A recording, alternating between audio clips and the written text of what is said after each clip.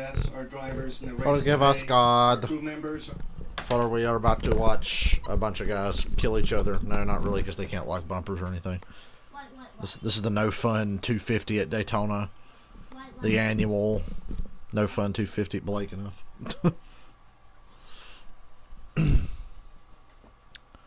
Oh, come on. I'm using my data on my phone, not the Wi-Fi, because I'm freeing up the Wi-Fi for other stuff. Messages. Who the fuck message me? Oh, nobody important. Oops. Turn that shit down. Okay.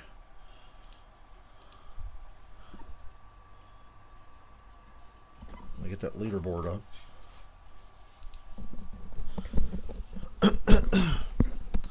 See who stops by tonight. Ooh, let's hear the national anthem. Who are these bitches? Who are these bitches?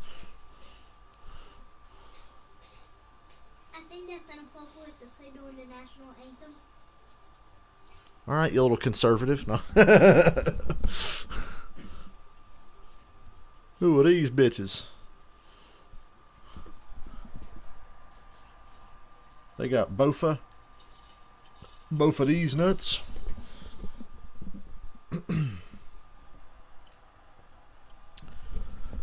Shut my door, and 30 seconds later, it's already getting hot in here. Yeah, boy. And that's why Michael Annette's going to win tonight. No, that's not why Michael Annette's going to win tonight. No, actually, Anthony Alfredo is going to win tonight. No, actually, Brett Moffitt. No, I don't know. I can't make up my mind. Moffitt, Alfredo, or Michael Annette. Take your choice.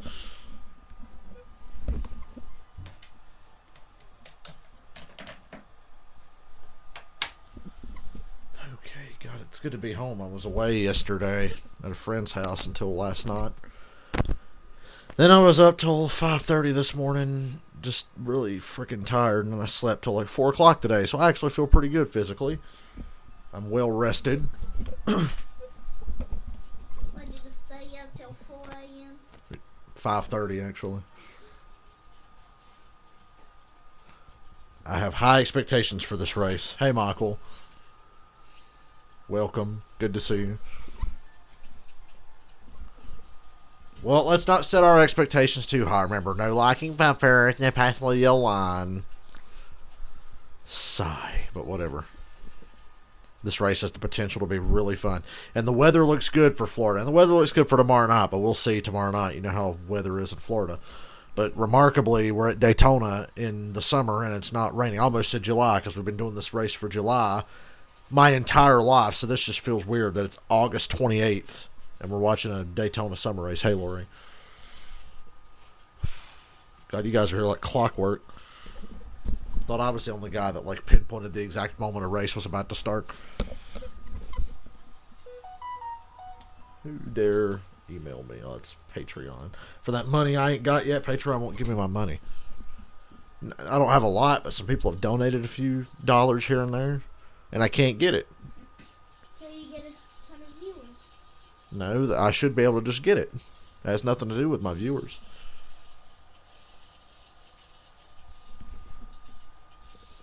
I gotta remember to check back with that and see what I can do. I already did something, but I ain't heard back from them or anything. Spartan Cups are hello. Are you new here? As soon as the race comes on, you'll be able to hear the audio in the background if you are.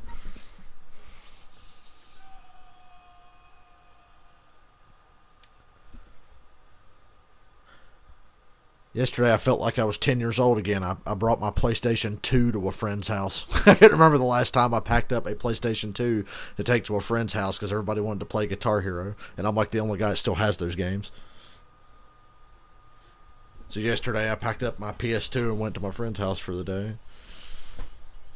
God, it's hot in here. I'm waiting to turn that fan on, though. I don't use that stupid ceiling fan in here anymore. All it does is kick dust around, and I got this computer in here. And I'm super paranoid about taking care of this computer. This is a really long commercial, NBC. Thank God, I think tomorrow night's race is on regular NBC.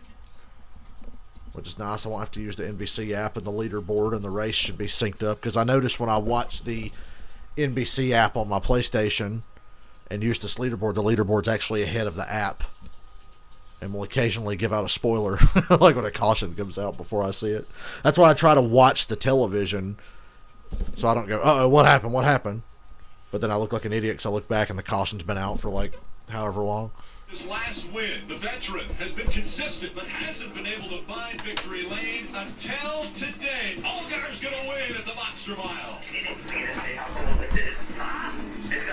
Man, just what a day. We're firing at the right time. Chase Briscoe told his wife he was going to win today. His wife put it on Twitter for Is the race audio good? Backs it up, calls the shot. Chase Briscoe wins at Dover. Always wanted to win at Dover. This is one of those drivers. I need to know how loud to have my TV. I don't like it too loud because then I can't hear myself, but I need it loud enough for you guys to hear through my microphone. Well, when you come to Daytona, they know that everything. Daytona, weren't we just here like 2 weeks ago? Once they take that green flag. For more of the storylines, we want to go to Jesse. And Jesse, anybody could win at this racetrack. Probably even Alex. I noticed on my OBS, Rick Allen is the loudest. Yes, they can definitely rate. So Alex LeBlay, our Canadian driver, last time here at Daytona, Chase Briscoe wins $75. Woo! 19 laps during that race. Hey, that ain't bad. Talladega ended up finishing 9th place in the top 10 again, and he's looking to take that momentum, and hopefully it propels him into these playoffs there soon, Parker. Well, Jesse, The Xfinity playoffs don't start for another couple of weeks. Cup playoffs start next Sunday. With a ton of confidence, and that would not be because of his second place finish here in February, but because of the homework, the studying, the evaluating through that period of time to get better at Super Speedway races. That's how drivers improve, Marty. Harrison Burton says he may be able to use that to get to victory lane tonight. Parker, you could argue that no driver talking about Gregson, I want to punch my television already. Fresh contract for 2021 in hand, signing with JR Junior Motorsports, and Wow, they actually re-signed Gregson. Yeah, I heard about that. This year. In fact, moments ago, outside the car, he was literally dancing around. I said, "You look like you feel loose." He said, "I feel good." Noah Gregson trying to sweep the year here at Daytona. If anybody was going to tumble into the catch fence, I hope it's him. The fact that Alex LeBay, If that has to happen. The 56-year-old driver I was talking about, John Jackson, he's from Scotland. I mean, Let me say what Joe Logano would say. These cars are pretty safe, so I'm sure he's fine, right? Remember when Joe Logano said that shit when Denny Hamlin broke his back in California? Oh, these cars are safe, so I'm sure he's fine. Everybody wants to go to victory lane at Daytona. It is definitely a line you want on your resume. Great place to walk into. Love this Now place. for the most famous words in motorsports. We're gonna Look at that road course. Oh, memories, right? Fuel and real estate officer. That was a fun weekend a couple of weeks ago. It was better than last week. God, Dover's really hit and miss. Get ready to fly. And drivers. Race sponsored by start Wawa. your engines. I think the closest Wawa to here is like at the state line going to South Carolina. Daytona! A command that ends with a high five. That's a great thing. The engines are fired. We're going to race. Competition costing it lap 10. Why? It's fucking Daytona. And the stage is only 20 laps. There's a caution at lap 10 for nothing. Whatever. Competition costing it lap. The stage is only 20 fucking laps. And it's a caution. Briscoe, Chastain, Cindric. Who won last week? Briscoe and Allgaier won last week. Yeah.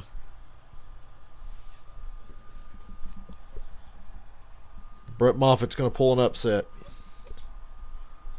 One of those classic Daytona upsets. You know, if you could actually lock bumpers and shit, you would get a much better race. And I remember Greg Galding could have won Talladega like 2 years ago if they were able to lock bumpers.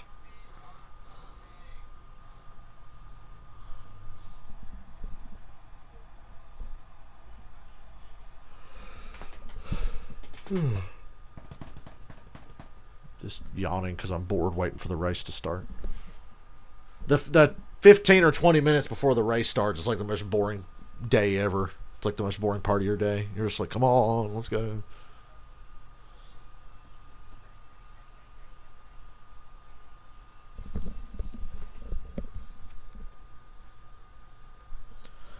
So the season is officially back on schedule, though, from now on. Let's hope we never face another year like this ever again. Unless, like, the bubonic plague or something makes a comeback next year, and then we'll be back in the same fucking situation watching iRacing events. Yeah, Chastain's doing double duty in essentially a third Ganassi car tomorrow. It's Spire Motorsports entry, but it's a Ganassi team car and all that for when Chastain does a lot of these races in Cup. I'll be back. Names are made here. I'm going to turn this on. It's their little dubstep music video remix.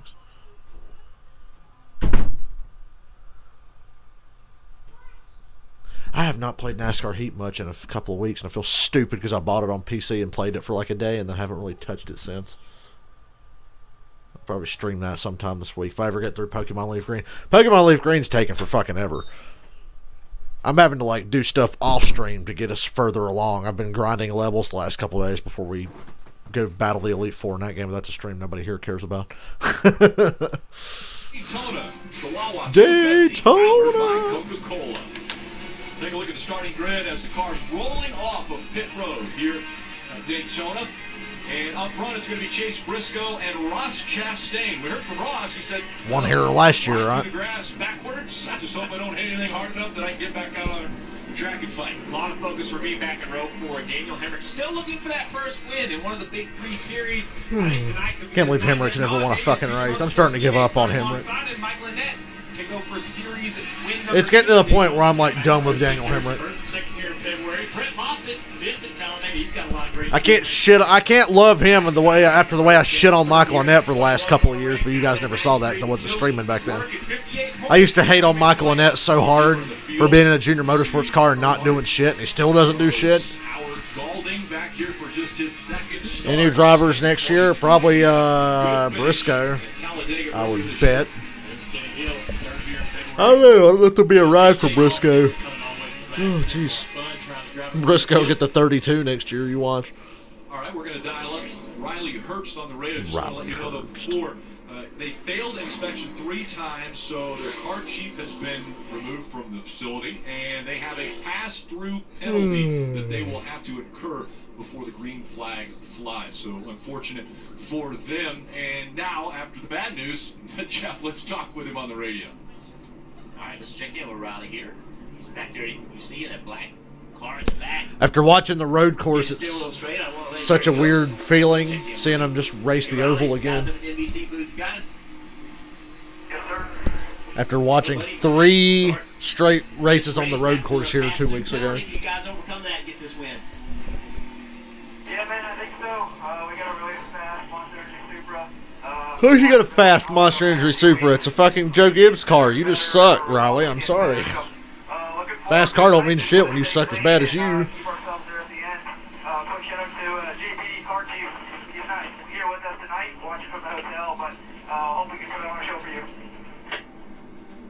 Talk to us about how you prepare for this race, Riley. Completely different than what you normally do. Absolutely. This race is huge on... Well, it's not his specialty, which is road courses, which is why he spun out 5 times on a road course. His first 10 laps ain't shit. Probably going to train up against the wall, which happens way too often with this aero package. Any Truck Series drivers going full-time Xfinity next year? Maybe Moffitt. But Rick, there's a competition yellow at lap 10, so as long as he just executes, doesn't speed on pit road, he's going to catch a break with an early yellow. All right, we're going to ride along. Obviously, you see... Goddamn, like I said, when you're waiting for a race to start, it's boring. Yeah, thanks to Toyota, we get to ride this 18 car. Yeah, we're going to get through at least one lap without Herbst wrecking the field. Or making a fool of himself. The leaf filter camera. Great competitor. Is that your Allmendinger in this race? Ross Chastain, Nutrient Ag Solutions. I didn't even see. Camera.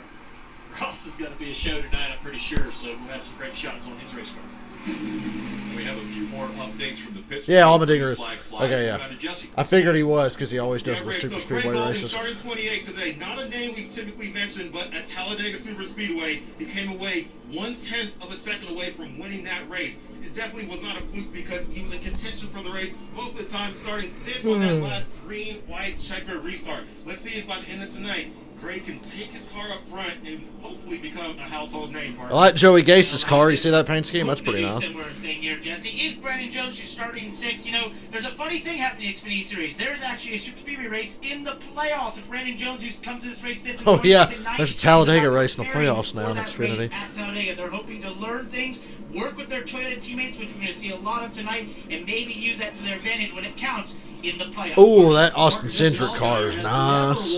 At a super speedway race, and I talked to him Hey, a moment ago. He said, I guess at these races you could argue I'm probably not aggressive enough, but on the other track, certainly known as a guy who's very aggressive. He said, but these tracks, I just don't have that in me until 10 to go. At 10 to go, that's when I flip a different switch. He said, maybe that's y'all why flip the switch I've now. never I'm bored won waiting for the race to these start. racetracks. Maybe tonight is the night.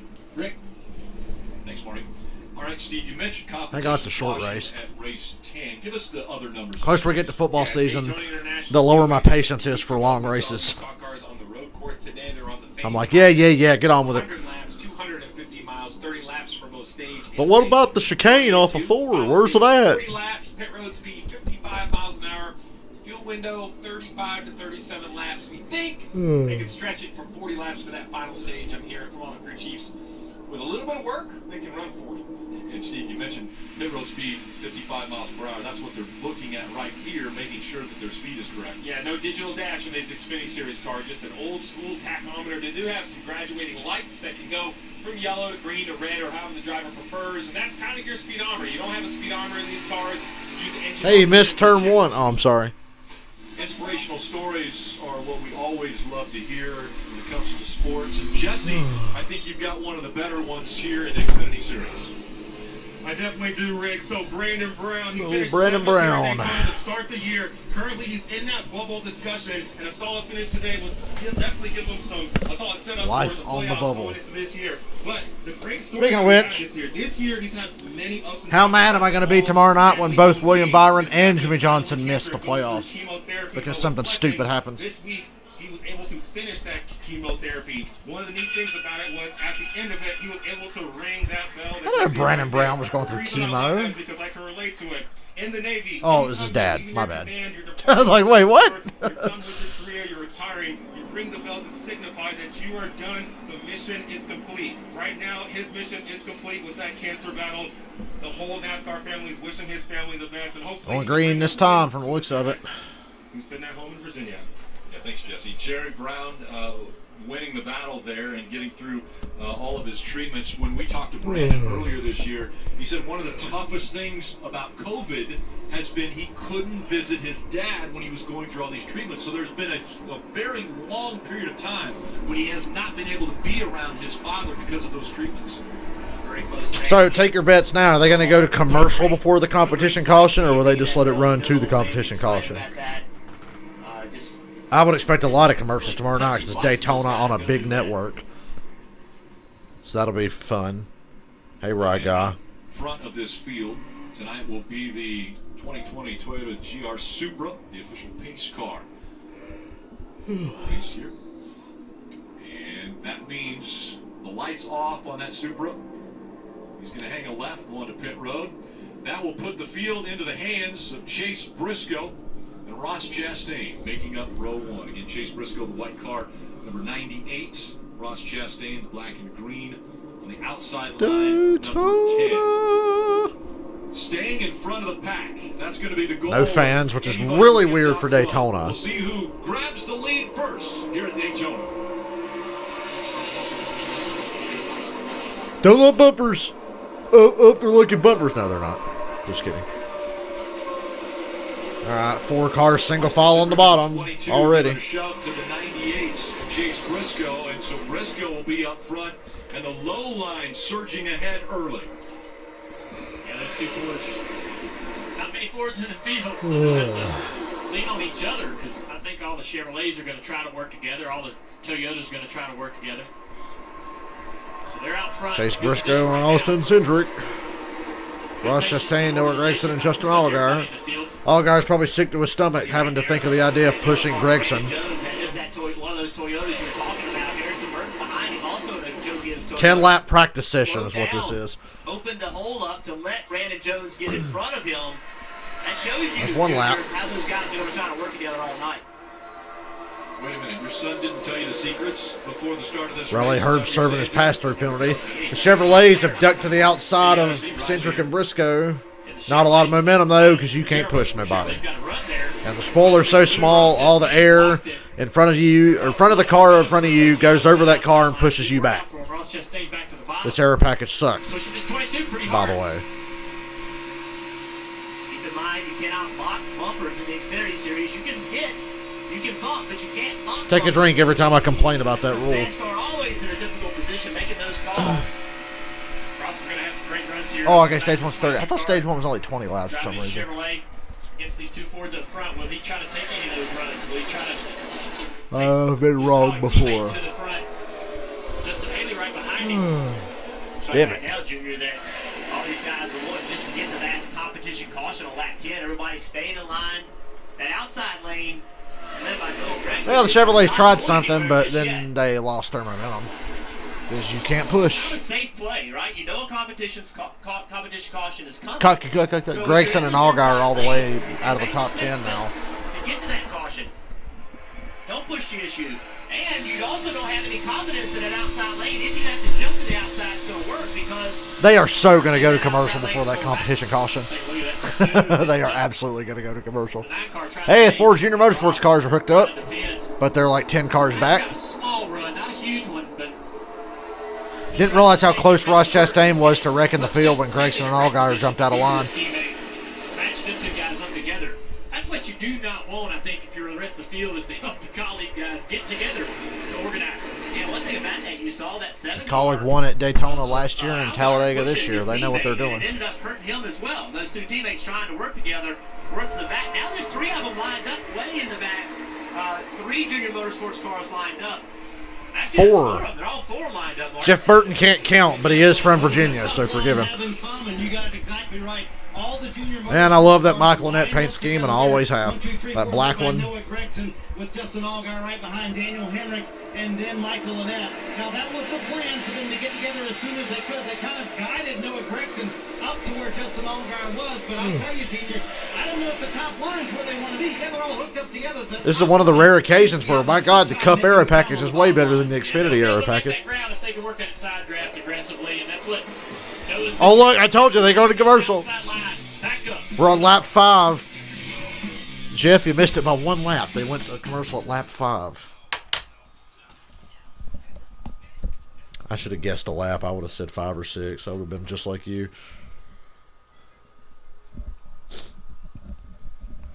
Jesus. I think I slept so good today that my body's like, yeah, that was good. Can we do it again? Because I'm yawning. A lot. Was up till 5:30 this morning. Didn't want to be.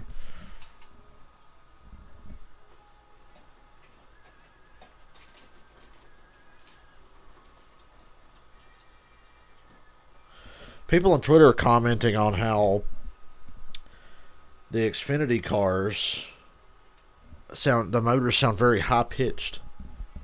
Like David Land said, they sound like a Gen 4 car. I didn't really notice that. Guess I'll have to pay more attention. I've never been that in tune with the sound of the engines.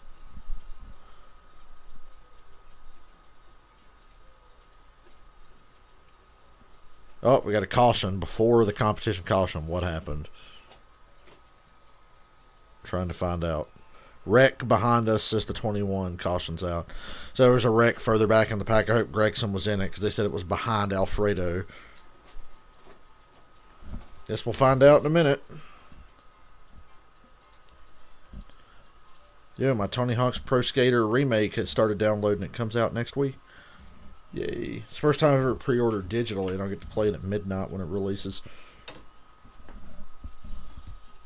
Come on, little Domino's commercial. Fuck off. I need to know what the caution's for. Daniel Hemrick got into the wall, brings out the caution. No free pass. Okay. I just read that on the leaderboard thing. And the race is still on commercial.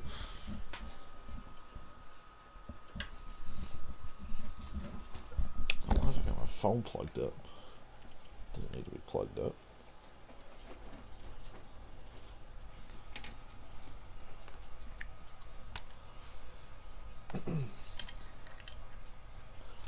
Good God, this is a long commercial. What a surprise, the 8 car wrecked. Hopefully he's not tore up. I don't know if he is or not because I can't see. This is a race that's been on commercial for the last 25 minutes, it seems like. Junior in the tri-oval, around and into the wall. You see the damage. Oh, on the look on the leaderboard thing, it says Daniel Hemrick gets into wall, brings out caution. But it's Joe Graff. It's the 08. Even the leaderboard got it wrong. So the leaderboard says it was Hemrick. No, it was the 08 of Joe Graff. And it says Jeffrey Earnhardt wrecked him. Yeah, it looks like it to me. Or actually, no, it's the 90 car. Joe. Wow, what the hell? Can that please count as a competition caution? To that 90, as you mentioned. Please. Disappointing Bacarella. Oh yeah, there, okay, Jeffrey. Yeah. It's like Jeffrey did. Oh, Jeffrey did wreck, and that was before the start-finish line. Yeah, lap 6 with a competition caution coming in just a few laps. You know, that's frustrating as a driver to get wrecked in that kind of Yeah, situation. the 08's all tore up. Stupid leaderboard said it was They Hemrick. will now make this the competition yellow. Yay! No bullshit cautions. 08 paint scheme woke as fuck. Joe Graff Jr. The leaderboard got it wrong. It's the 08 of Joe Graff Jr. He's out. That car's tore to shit. He's only got about 70% of a car left, but somehow it's still rolling. But he's going to the garage. Maybe. Hey, take that thing to the garage. Really stupid. For a hard left-hand turn into the garage. Yeah, I mean, He's thankful this is the right rear. This thing's the left rear. He's going to feel it. Steve, you ought to be inside that car when it's Captain Obvious crew chief checks in. Take it to the garage. So destructive, so violent. Yeah, the 08 of Joe Graff, not Daniel There's a Hemrick. lot of things I wish, Like but the I've never leaderboard wished for said. Inside a car Daytona in general for what these guys do on the high banks, Rick. They're crazy. That's why I'm here with you tonight. Squeeze in another commercial. Hurry. It happened early. Brett Moffitt, Chad Fincham, AJ Allmendinger, Ryan Sieg pit. Joe Graff Jr., you heard him. Take it to the garage. Oh, yeah, you smell those commercials. Every time they race at Daytona now, there's always 10,000 more commercials than there are normally. Especially when it's on regular NBC, and we'll see tomorrow night what that's like. We will see.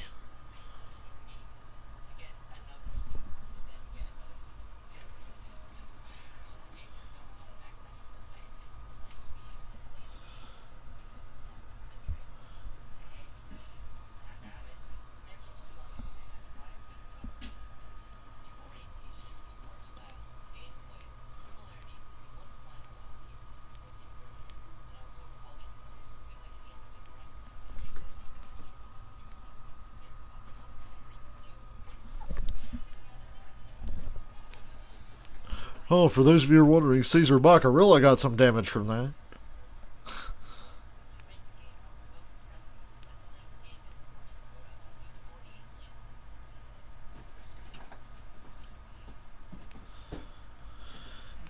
They think the weather being different from February is why the engines of the Xfinity cars sound a little different tonight. They sound higher pitched.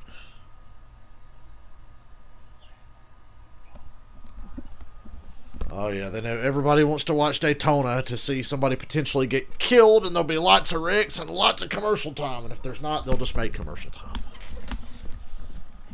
That's usually how it goes.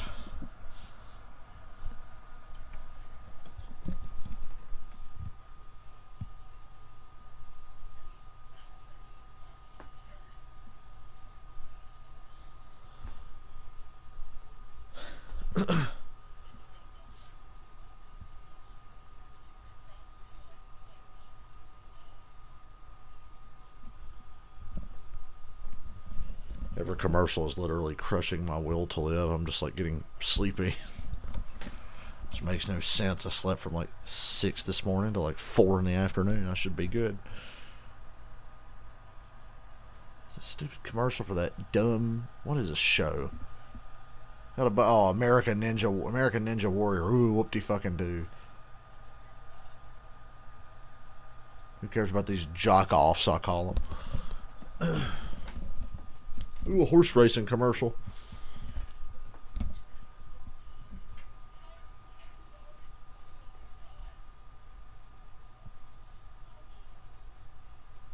Corona can't stop the Kentucky Derby. Brought to you by Geico. Look down on this 2.5-mile super speedway.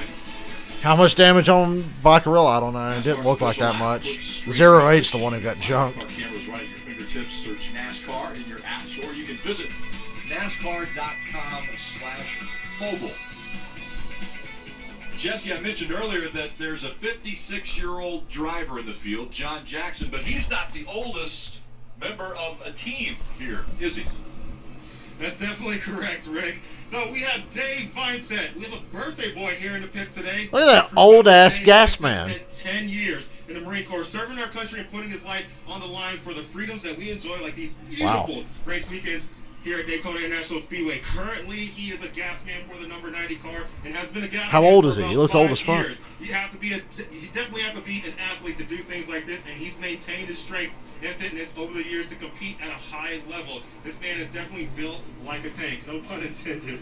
This week That's a big dude. 60 years old, and that is so awesome. I'm so He's happy 60, for him. okay. I want to wish him a very, very happy 60th birthday, Dave. Keep doing all the great things you're doing. Not an easy job either.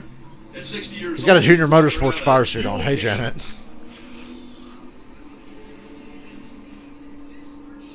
All right, I want to look again at what happened with Joe Graff Jr. here, bringing out this caution. Jeff Earnhardt intimidated him. That's what happened. Yeah, it looks like Jeffrey's on the inside and Joe just Boy, Jeff down Earnhardt. the track. I don't know. Maybe Jeffrey was there. Looks like Jeffrey went up into him a little bit. Guys trying to just ride it out to that caution, Steve, to that competition caution and take care of their cars. And well, I think that's some of the frustration we heard on the radio before the commercial break. Sounds like some miscommunication on the plan for the 08. Hey, there's going to be 19 to go in stage just 1. A few more laps. This is not a surprise that getting to the finish on this race should be a priority. Steve, so much talk about the He looks choose older than rule, 60. Yeah, he does. Different here at Daytona. Yeah, so the choose rule is not. But he's gonna built like a be brick in shit super house. speedways. When we asked NASCAR why not to do it places like this, they said we don't want to make it any easier for the teams to come up with these plans and all these team orders. They want it to happen more organically. So therefore, at all the downforce tracks, you get to pick inside or outside lane. Here at Daytona, you only get to pick if you're the leader. Everybody else has to line up. So there's no choose rule at Daytona? That's fucking lame. I just realized that. That's stupid. The two Fords in the field working very well together and making a plan. No choose rule at Daytona and Talladega. That blows. For sure, he just needs to be ready to cover it. Obviously, he's got to take the initiative to do it. And I'll Come on. Bring the choose rule to Daytona and Talladega. me and him can move. So when 4 dickhead manufacturers line up on the bottom, like some asswap from the back of the pack can move up to second. There you go. The Ford's trying to make a plan to control the race. Now, last time they were here at Daytona, these two, they're very close friends. Didn't quite get. Although it would get kind of complicated, so I kind of see why they don't have the choose rule here, but I would like to see it. How can we get into this race as the only two Fords and get out there and dominate the race, Rick? And Rick, if control the race. 26 Chevys, 9 Toyotas, 2 We've Fords. heard Ross Chastain say it. We've heard Chase Briscoe say it. We're going to continue to hear it all night. All right, the control car is the 98 of Chase And Briscoe. we're back. Don't change lanes for the start-finish line. David Reagan. Chase is going to pull There you up, go. just get in front of the Ooh, is he clear? Boy, he barely got clear of Centric, it looked like. They're hooked back up. It's just that simple. We'll see that all night long. As long This as race is the going to front two fucking work blow together. because you just can't push anybody. Let his teammate Justin down into third. I believe that Justin's going to side draft the Fords. He's going to try to get a run here on Cindric, but Cindric's going to have the quarter panel on corner exit. Noah Gregson coming on the outside in the 9. Now they're 3 wide back here in no man's land. That was interesting to see what Ross is going to do. He's going to try to help his teammate. He's a little torn on what to do exactly. He knows that inside line where he wants to be, but his teammate's out here on the outside line to help. So now Outside line's formed up really nice. guys straggling in the middle. Haley Chastain followed by the Junior Motorsports cars. Yeah, I just think Ross knew that outside line was maybe not But wanted to go. the Junior Motorsports cars aren't close enough to really give the Collie guys a He's pushed his push. teammate up to the outside of the leader, Briscoe. Justin Haley quite a bit of ways out in front of his teammate, but he's racing side by side for first place. Haley was really aggressive through the Ain't got to tunnel. fight for the lead now. He just has no help. He's going to have to side draft. Cleared. But here comes the push from Cindric, going to push Briscoe back out in front of him. Yeah, they're not organized on the outside line, not close enough together. That inside line's going to have to push down the front, down the back straightaway. Cindric was making a move there to side draft Justin Haley. Steve, how about the sparks we're seeing out of the 98? Shouldn't those be gone by now once the temperatures come up in these tires? Well, you would think they would start to go away a little bit, but Daytona way, even after the retake, still has some ripples and some bumps, so you only see him really through the bumpy sections. Whatever's dragging up at the front, you would think it will wear off over time. Hopefully, you don't need all of it. Yeah, this track gains character, bumps, get bigger. Caution's out. Oh, Caesar Baccarella stopped in the grass. Oh, Trying Jesus. to make repairs to that car. Looks like he's had some trouble here on the back straightaway and spun out and made contact with the wall. Instantly, my mind goes to, did he have a tire go down? You see the damage on the left rear. The left rear looks pretty torn up, Junior. Yeah. Well, I think the 90 car's done for the day. 44-year-old 66. Parkland, Florida, is Caesar Baccarella. We see, like, as mentioned, the 66, John Jackson. John Jackson's on the road course for some reason. Not even kidding.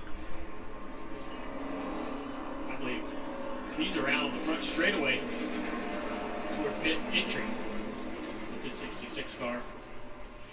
Looks like he's past pit entry now. As you can see, Caesar Baccarella missed the backstretch chicane and was trying to correct and spun out. However, he got turned around. Yeah, that car's done. It's got a lot of damage He's going to now. climb out of the race car. And now 14 laps in, already 2 cautions on a 100-lap race. The AMR safety team. Pit now and stay out till the end of stage 2. Rick, he just gets frustrated as a crew chief because you know the risk of accidents at super speedways are very high. There's nothing you can do. We see multi-car accidents. But really, All these caution were laps not and that caution tough. laps between the these are stages not is single going to help car, you. But kind of single file. And you would hope the drivers could play nice enough. Like I said, Jackson was on the road course. No, closing laps. The pushers are going to get big, even single file. You just hate to see cars damaged this early. At least it's nobody important. Jackson slow on the apron. It's even tougher for a lot of these teams. The ones we're mentioning just don't have huge resources. They don't have Hopefully Jackson can take a push from the safety truck better than Natalie Decker can. John Jackson with motorsports. She got spun out by the safety truck that one time. Timmy Hill will be back for the restart. Oh boy. I don't mind commercials during cautions, but God, that shit before there was going to be a caution at lap 10 and they go to commercial at lap 5. It's like, really?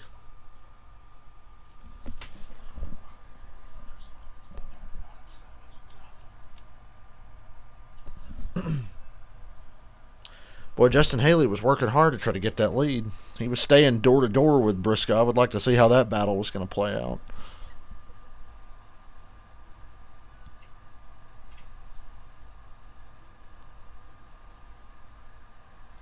Come on, T-Mobile.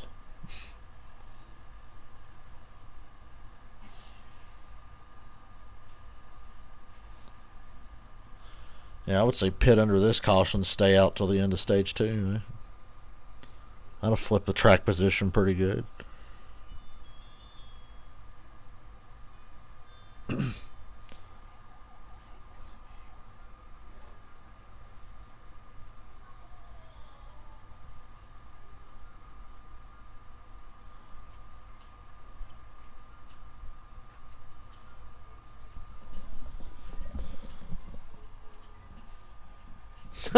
You bet money on Jackson to get. Oh, I don't know if he's going to get to the end. That car didn't look like it had any power. Oh, it's so weak.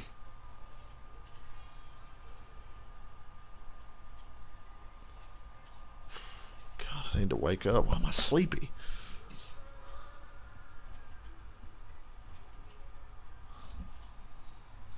Oh, well, at least the race tomorrow ain't until 7:30. I can sleep as late as I want.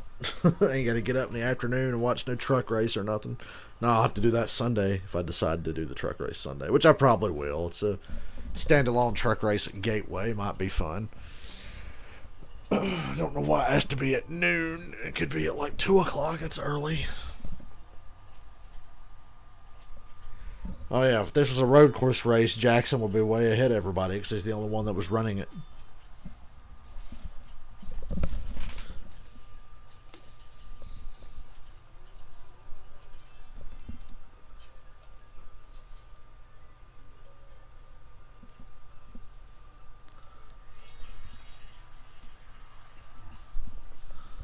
I love that Xfinity commercial because it shows Michael Annette winning. Team K, no way. Squidly, you're full of shit. The official credit card of NASCAR. Perfect for race fans. And by Toyota. Under the lights, you're watching NASCAR's Xfinity Series. 10K. Look at how cool the sky looks there. Daytona.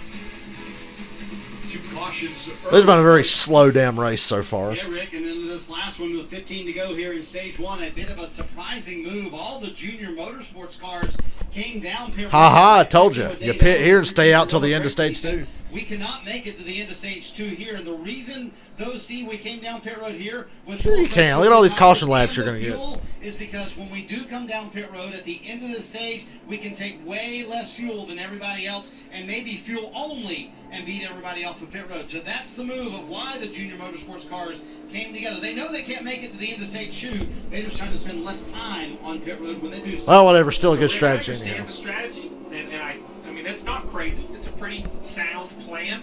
My concern is they are now at the back. We've already seen 2 kind of silly wrecks. I just don't like putting myself back in the pack with 84 laps to go in the race. I think they have fast race cars. I don't think they have to be this creative. Well, if something bad happens to Gregson, I'll be happy. I like that. We've seen some creative driving. Dude, if Jackson got a top 10, you got to donate $1,000 to me. Comparing pack racing to the Navy's Blue Angels. Guys, I know when you're out there racing at 190 miles an hour. I wish I had the money to gamble. Inches away is the I could probably make money on adrenaline NASCAR. feeling as we watch these Blue Angels and how close they get. Is it the same? I'm amazed at how close they can get. Look at this. Imagine the training that goes into preparing for this. Boy, that is terrifying. So brave. And what a cool job. Yeah. He said 18 inches apart. Well, you guys are. You would. I think the Blue Angels actually. I need some incentive to cheer Jackson on. They don't want to touch too hard.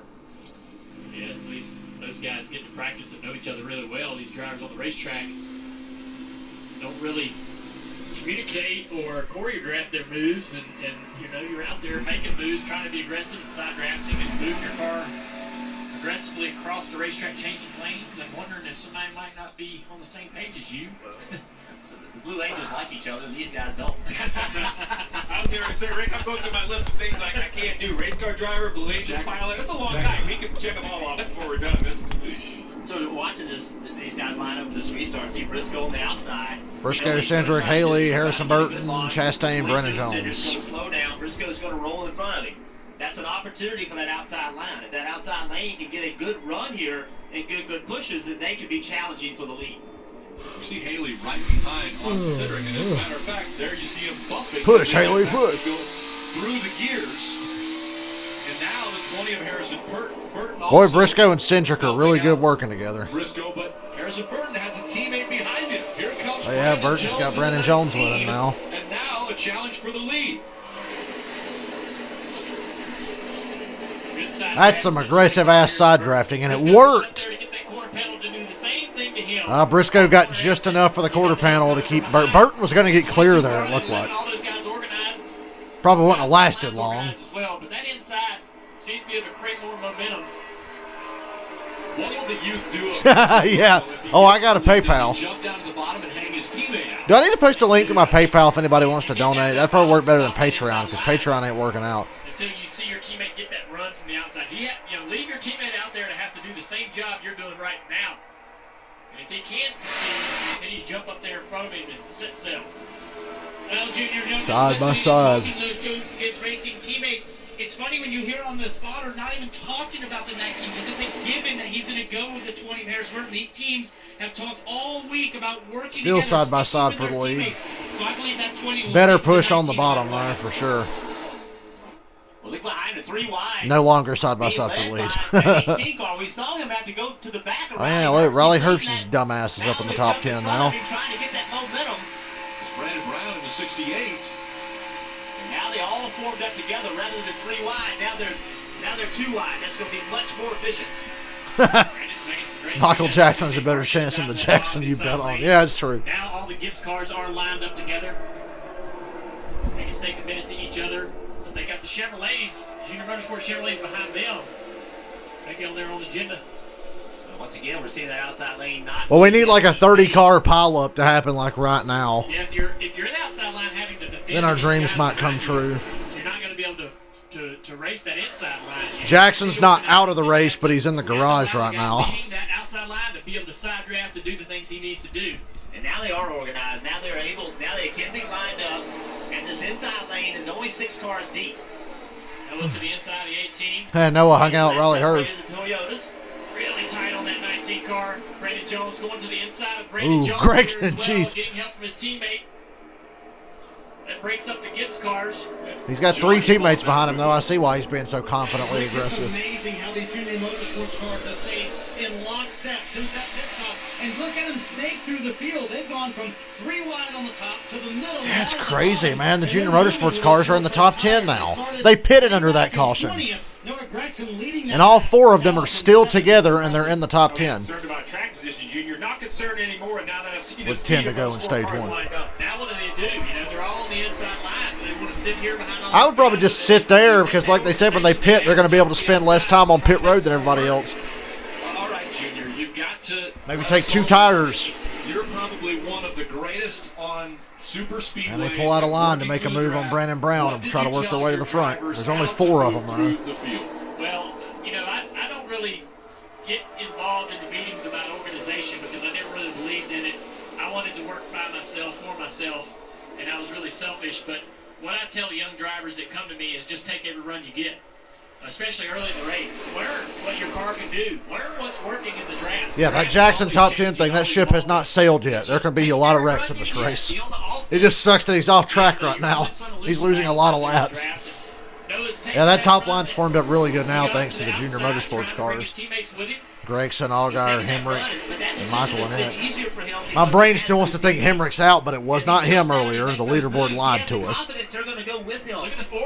And now Briscoe and Cindric have swapped lines. They've moved up because they see Gregson coming. And that leaves the bottom open for Haley and Chastain and Anthony Alfredo. And Haley's going to get the lead right now because Cindric's too far back from Briscoe. And Haley just took the lead and brought Ross Chastain with him. They basically just gave up the lead. They had to give up the lead to keep Gregson and Allgaier behind them. Racing now 1 and 2. Yeah, way to go Justin Haley, Ross Chastain. Ross Chastain in the 10. Those two running 1-2, but can that outside I love calling super speedway races. Yeah, they did that because the spotters saw how fast those junior motorsports cars were coming from the back. So the spotters decided, hey, let's lead that. Although this doesn't feel real because it's late August. Was that bottom line just drove right by him. Parker. And look who that brought back into the picture. Those 3 Joe Gibbs Racing Toyotas, and now leading left. Yeah, so now the bottom is Haley, Chastain, Alfredo, Brandon Brown, Herbst, Harrison Burton, and Brandon Jones. The outside third on back is Briscoe, Cindric, Gregson, Allgaier, Hemrick, and Michael Annette. Or those 3 colleague cars. This is something all these organizations are trying, and this brought Toyota right back in the fight when those Fords moved up in time. Made a lot of mid-pack wrecks Tells today. me that they see junior motorsports as the team to beat. They're playing defense on who they think are the best cars. We mentioned these teams all learning, drivers all learning. Something new this year for the Xfinity Series, and that is Talladega. Now the strength is in the outside. Haley and Chastain have moved up in front of Briscoe and Cindric. Oh my God, Alfredo, give him room. Alfredo just needs to concede defeat on that. He has no real good push on the bottom. Top 2 spots. So About 6 cars have pulled ahead on the outside. And man, yeah, the colleague cars are so good at this now. Allgaier's or Allmendinger's not even up there yet. These are great race car drivers. Let them make the decisions they need to make. Look how aggressive this is. Ooh, Caution's damn it, Caution's out. Caution's out on the racetrack. For what? Jeffrey Earnhardt. Jesus Christ, Jeffrey, get the hell off the damn track. And another car just came through there wrecking too. What the hell was that? Oh, the 52. Cody Vanderwall. The 19-year-old. Cody Endewall. So, I have a question, Junior. Yeah. A lot of back marker wrecks today. This series, you know, we didn't talk about it this Boy, weekend. Briscoe made a great move and was probably going to take the lead back there right when the caution came out. Just not going out there for an hour, knocking the rust off for some of these younger drivers in the back of the pack, kind of making the 52 is junk and Jeffrey Earnhardt is junk. And the 6 car has damage. Guys that are typically back there kind of organized, taking Oh yeah, BJ McLeod on the 6. He's got damage. battling hard for positions, waiting till the end of the race really to make their moves. Thank God Jeffrey Earnhardt's out of this race. He was doing nothing but causing problems. To be around in that stage 3. Yeah. BJ McLeod also was involved in this in the 6. Yeah, he's got a little right rear quarter pedal damage on that car. But Cody Vanderwall, 19 Cody Endewall. never run here at Daytona. He didn't run in the first race of the season here. He did run at Talladega, but this was his first Daytona start. And again, the AMR safety crew out there attending to him. And Rick, the reason I asked that question is you talk about owners. Well, JD Motorsports owns the 0 and the 6, so that's 2 cars in the same wreck. Now, as we talk about that though, and we look towards the front of the field, while the organization has been proven. Kaulig Racing is like the new DEI on super speedways. Have more pace. The pit of my stomach. They're crazy has always good. been, if something goes wrong, you could take out every organization, the whole organization or all the manufacturers. So I guess what we're seeing though, this communication trickle down from Cup to Xfinity, that the manufacturers of the team believe this is the wave of the future. This is how you're going to have to do it. What's interesting about all that too, Steve, is that somebody has to be leading the pack, right? So, if like Junior said, like when I late raced, I tried to be a good teammate, but also was very self-serving. And if I wasn't leading the pack, what am I supposed to do? Like, just push. Burton almost won Talladega in the fall of 2011, I think. Wasn't that him and Clint Boyer finishing side by side? We're going to restart with like 2 or 3 to go. There's going to be a restart in this stage because there's 5 to go right now. They're under caution. Junior, but now you're the guy up front. Congratulations. We're going to be leading the line. Yeah, I don't know how successful, if at all, I'd be in this type of. Can I answer? Racing. But yeah, Dale Jr. was such a shitty teammate on super speedways. He's understood. So But there's a reason he's won like 25,000 super speedway races. We had everybody talk, every important person talk. Jeff Gordon stood up and was like, I just don't think I can do it. Dale Jr. said, I'm glad you said that. Yeah, no, I'm going to apologize now. This is just, but that's what I worked with both those drivers, and guess what? They both took me to victory lane at a plate track because of that. So good at drafting. They knew what they were doing on their own. Some cars further back pitting. That might be a good time to pit if you're way in the back, yeah. Because now you can definitely get to the end of stage 2. So Alfredo's on pit road. Timmy Hill. A lot of guys actually further back. Making his first start at Daytona. No practice in the Xfinity Series. Good start right there, Alfredo. Good start for. Gonna get a green-white checker preview here. We're gonna have a restart.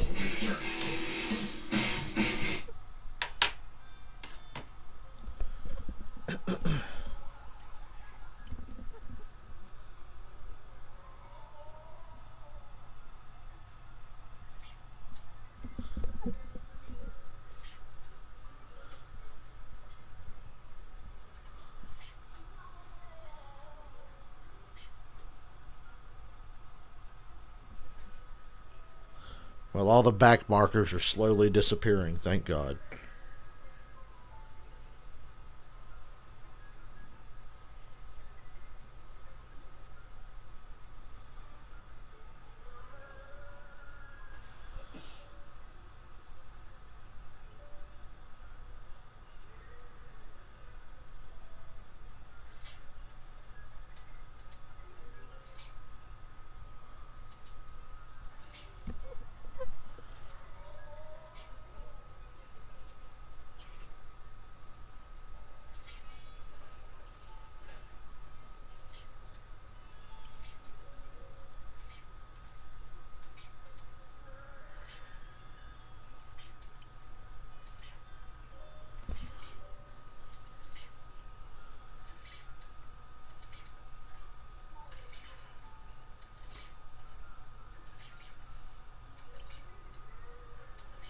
Oh shit. Thought I clicked off something on my phone for a second. Let me see. Well, I can't really do it right now. Starting to think I should just post a link to my fucking PayPal. Patreon shit ain't working out. Won't let me have my money. I don't know why. Why can't a man get paid to sit on his ass and watch races and play video games? What's so wrong with that? Is that like the American dream nowadays?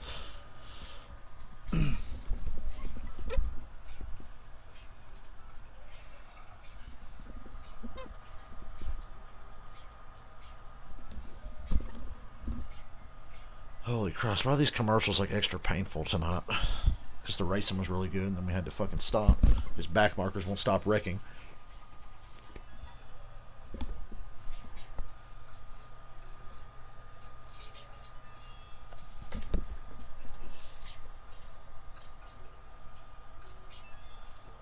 Bet on sports ruler? Damn.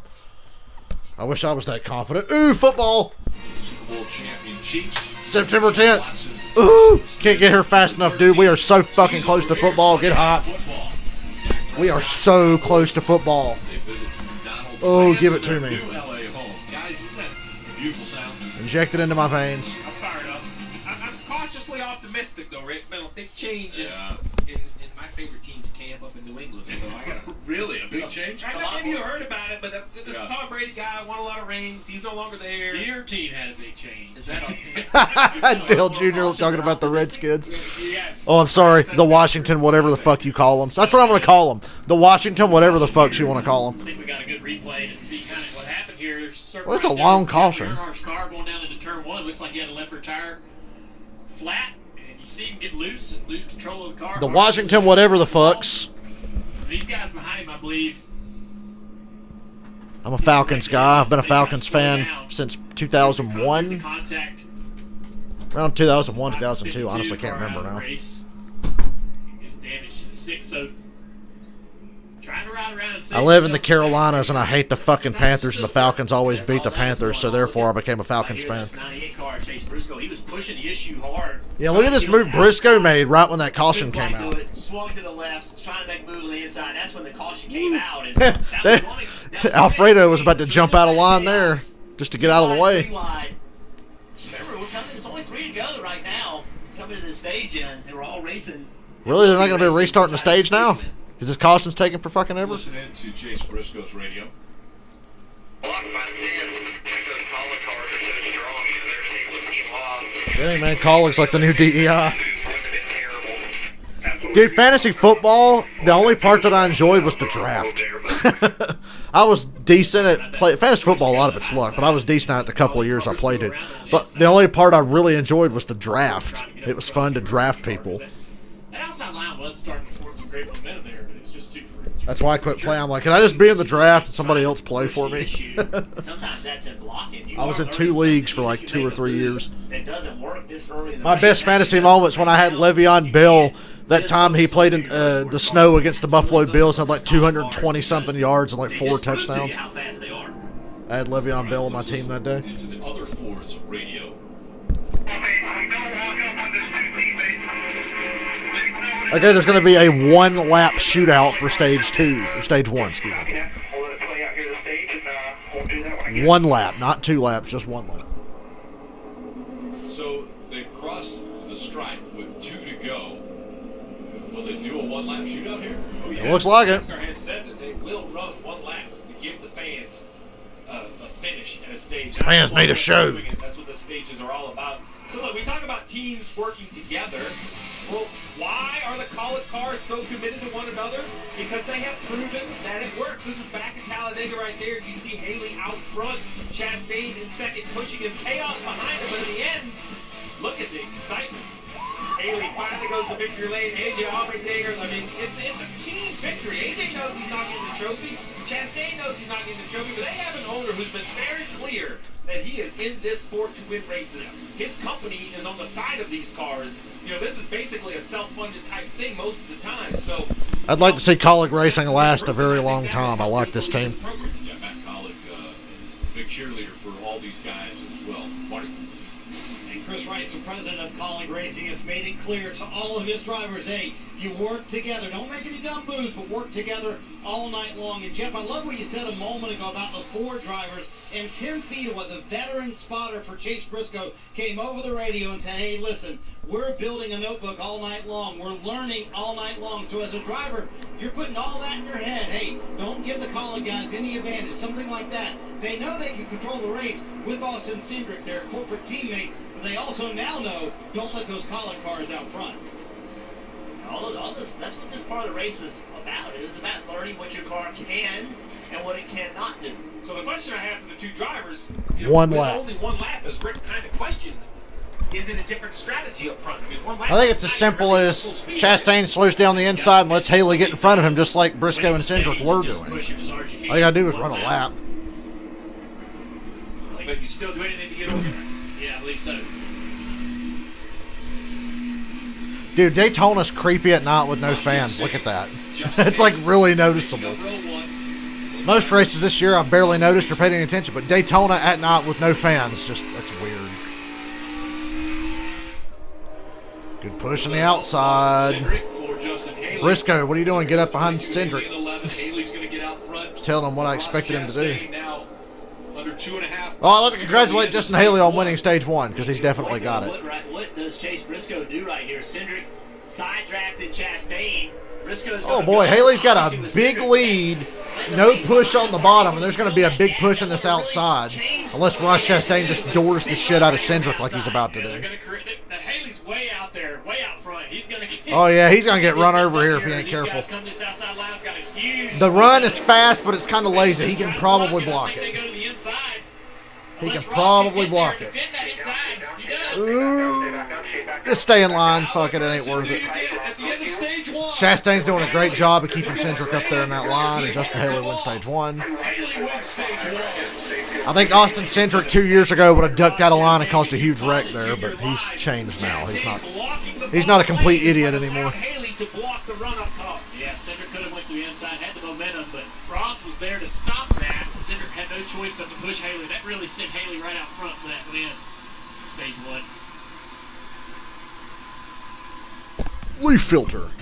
So I will be right back. I'm thirsty, and I need to get up and walk around because God, I'm falling asleep for some reason.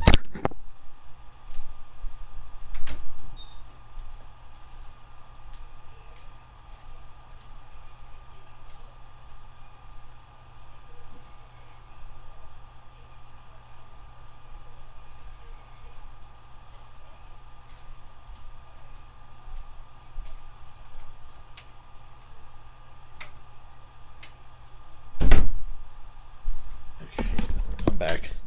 Yeah, I gotta stand up during the commercial or I'll pass out. Why am I sleepy?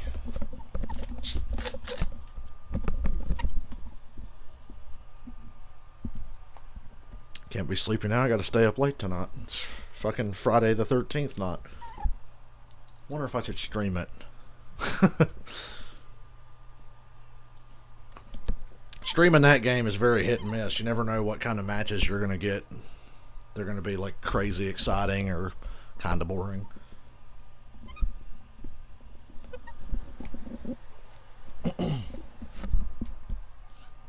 There's like 8 of us that play together every week. Well, there's about 5 or 6 of us that play about every week, and then we have like a couple spots open that people come in and out that we know. If anybody has Friday the 13th on PS4 and wants in, hey, let me know. We still play that fucking game. I cannot believe I've been playing that game for... How long has it been? 3 years? It's been over 3 years. Oh, Jackson's out. Well, there goes my fucking money. Oh, man. Not that we ever had a shot at it anyway.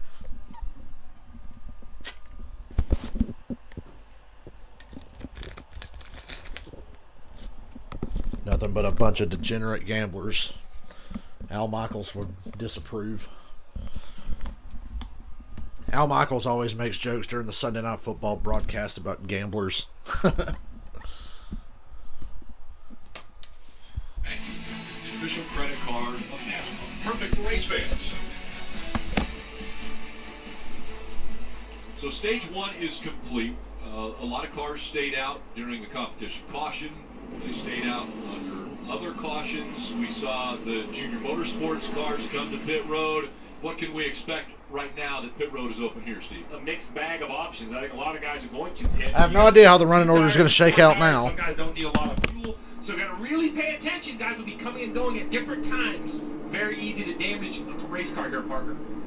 Right, and finishing 4th with a stellar finish there in stage 1. Brandon Brown came to this race 31 points to the good in the playoffs. It's going to be 4 Goodyear tires and snow-kill fuel for Brandon Brown. An awesome stage 1, Marty. Here come the guys 1 through 3. Justin Haley with a playoff point in the bank. Going to be right side tires only for the 11 car. He was very happy with it out front. Meanwhile, same for his teammate Ross Chastain. They had no communication about how the cars were. Ross Chastain first off pit road, but he is not going to be the leader. A lot of 2-tire stops. And a little bit free on entry for Yep. Austin Cindric. 2 tires, everybody. But we'll see who stays out. I get a Venmo. No, I forgot to do that Venmo account shit. Guess I need to. I have to do it another time. I can't do it right now. But, God, I need to remember to do that. I'm forgetful and lazy. Very lazy.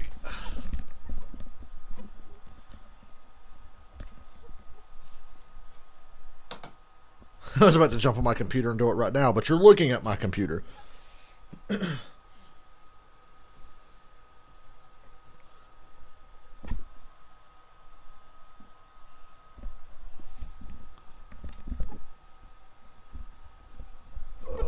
So bored during this race. Needs a nice, good green flag run to keep me interested.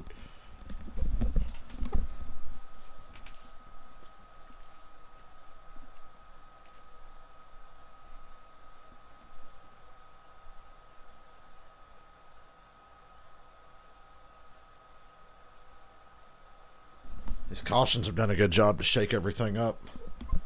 Boy, I need a shower. I feel like garbage. Yeah, I promise, Michael, I'm going to make a fucking... Matter of fact, I'm going to get it up right now. So after the race, I know to get on here and freaking do it.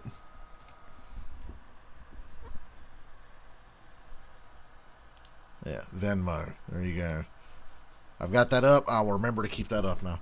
Who do I think wins? Oh, are you talking about the truck race Sunday or the cup race tomorrow night? Tomorrow night, I think Ricky Stenhouse is going to shock the world. Truck race, Brett Moffitt. Just because Moffitt's the best. But cup race, I think Stenhouse. Stenhouse or Newman. Because, good God, man. Newman leading on the last lap at Talladega last fall and Daytona in February. Law of averages says he's going to win. Eventually. Ryan Newman is the luckiest and unlucky guy on the planet. So I like Stenhouse or Ryan Newman, but I'll say Stenhouse. Both would totally shock the playoffs. Poor DiBenedetto's on the bubble now. Talk about being conflicted. I'm a Hendrick fan, but I got to root against DiBenedetto tomorrow night. He said the triple A's were going to be what's to watch. And Steve, you mentioned another A, anxiety. Well, your A has shown up. Let's bring Brad Doherty back in from our NBC Sports Charlotte studio. Michael, I feel dumb. I haven't made that Venmo account yet, but I'm going to. Well, right now, I was really surprised at the outside line not forming and not having a lot of speed. But what that tells me is there's a lot of patience. So I'm still counting on those triple A's. I think when we get in the second part of this stage, we're going to see those guys start getting Big together. Brad Doherty. I'm really, though, impressed with the K's, and that's Call-It Racing. Along with Brandon Brown, the two B's, he had a great finish in that first stage, finishing fourth. So it's been some exciting racing, but it's getting ready to get notched up just a little bit. Well, if you're homeschooled... Your leader is Timmy Hill, followed by Alex LeBay and AJ Allmendinger and Josh Williams. Woo, what a running order. This is the interstate. Timmy Hill out front. All receiving points. Haley got 10 points there. The last time he won Give it up for Timmy Hill, leading laps. Not on iRacing. To win the race. We'll see if he can back Stage 2. Timmy Hill is up here, up front in the 61, as well as Alex LeBay. Steve, you said things were going to get mixed up a little bit. Yeah, that's pretty mixed up. Yeah, they're mixed up. Well, Chastain's going 3 wide back there with no help. Well, he's going to have help. He's got Haley going to come with him. Allmendinger's up front now. They got to catch up to Allmendinger. Was Briscoe back in 8th at lap 32. Well, this running order, I like it. And cautions were good for this. Alex LeBay and Josh Williams move up. Block the call. Oh, we got some debris flying around on the backstretch. Flew off the track. That shouldn't be a caution. It's off the track. The back bumper came out from under Ryan Sieg's car somehow. They have lost the back bumper. Those restarts, you never know. That's okay. You can't lock bumpers anyway. He's going to go the same pace you are. Timmy Hill's still leading, but here comes my pick to win, Brett Moffitt. I'll say Moffitt's my pick. I said that before the race. And the Collie cars are hooked up on the outside. Allmendinger, Chastain, then Haley. Yep, there they are, all three of them. Good God, they are amazing. Oh, it's Cindric? That's Cindric. A little bit of dust on the track. That Cindric blew up or something. That wasn't oil dry. I saw sparks and shit. Look at the 3 calling cars out front. Look where they are. First, second, and third. Marty. These guys are fucking unbelievable. And the good thing is I love all 3 of these guys, so I'm totally good with it. That's a team where I like all the drivers.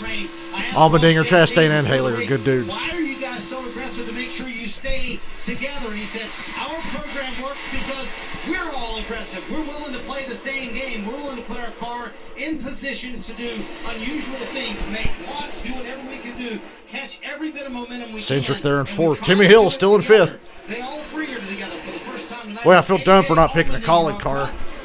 I should have known. Well, it's a familiar sight. I mean, we've seen them finish 1 and 2. They finished 1, 2, 3 here last year before post-race inspection took the 16 out of that 3rd position. But Oh, yeah, remember last year when Allmendinger was failing post-race every damn week? This isn't out of the norm now at super speedways to see these 3 guys work together and get up front. Yeah, these guys do a really good job. But look, keep this in mind. That 10-car Ross Chastain, he started 9th.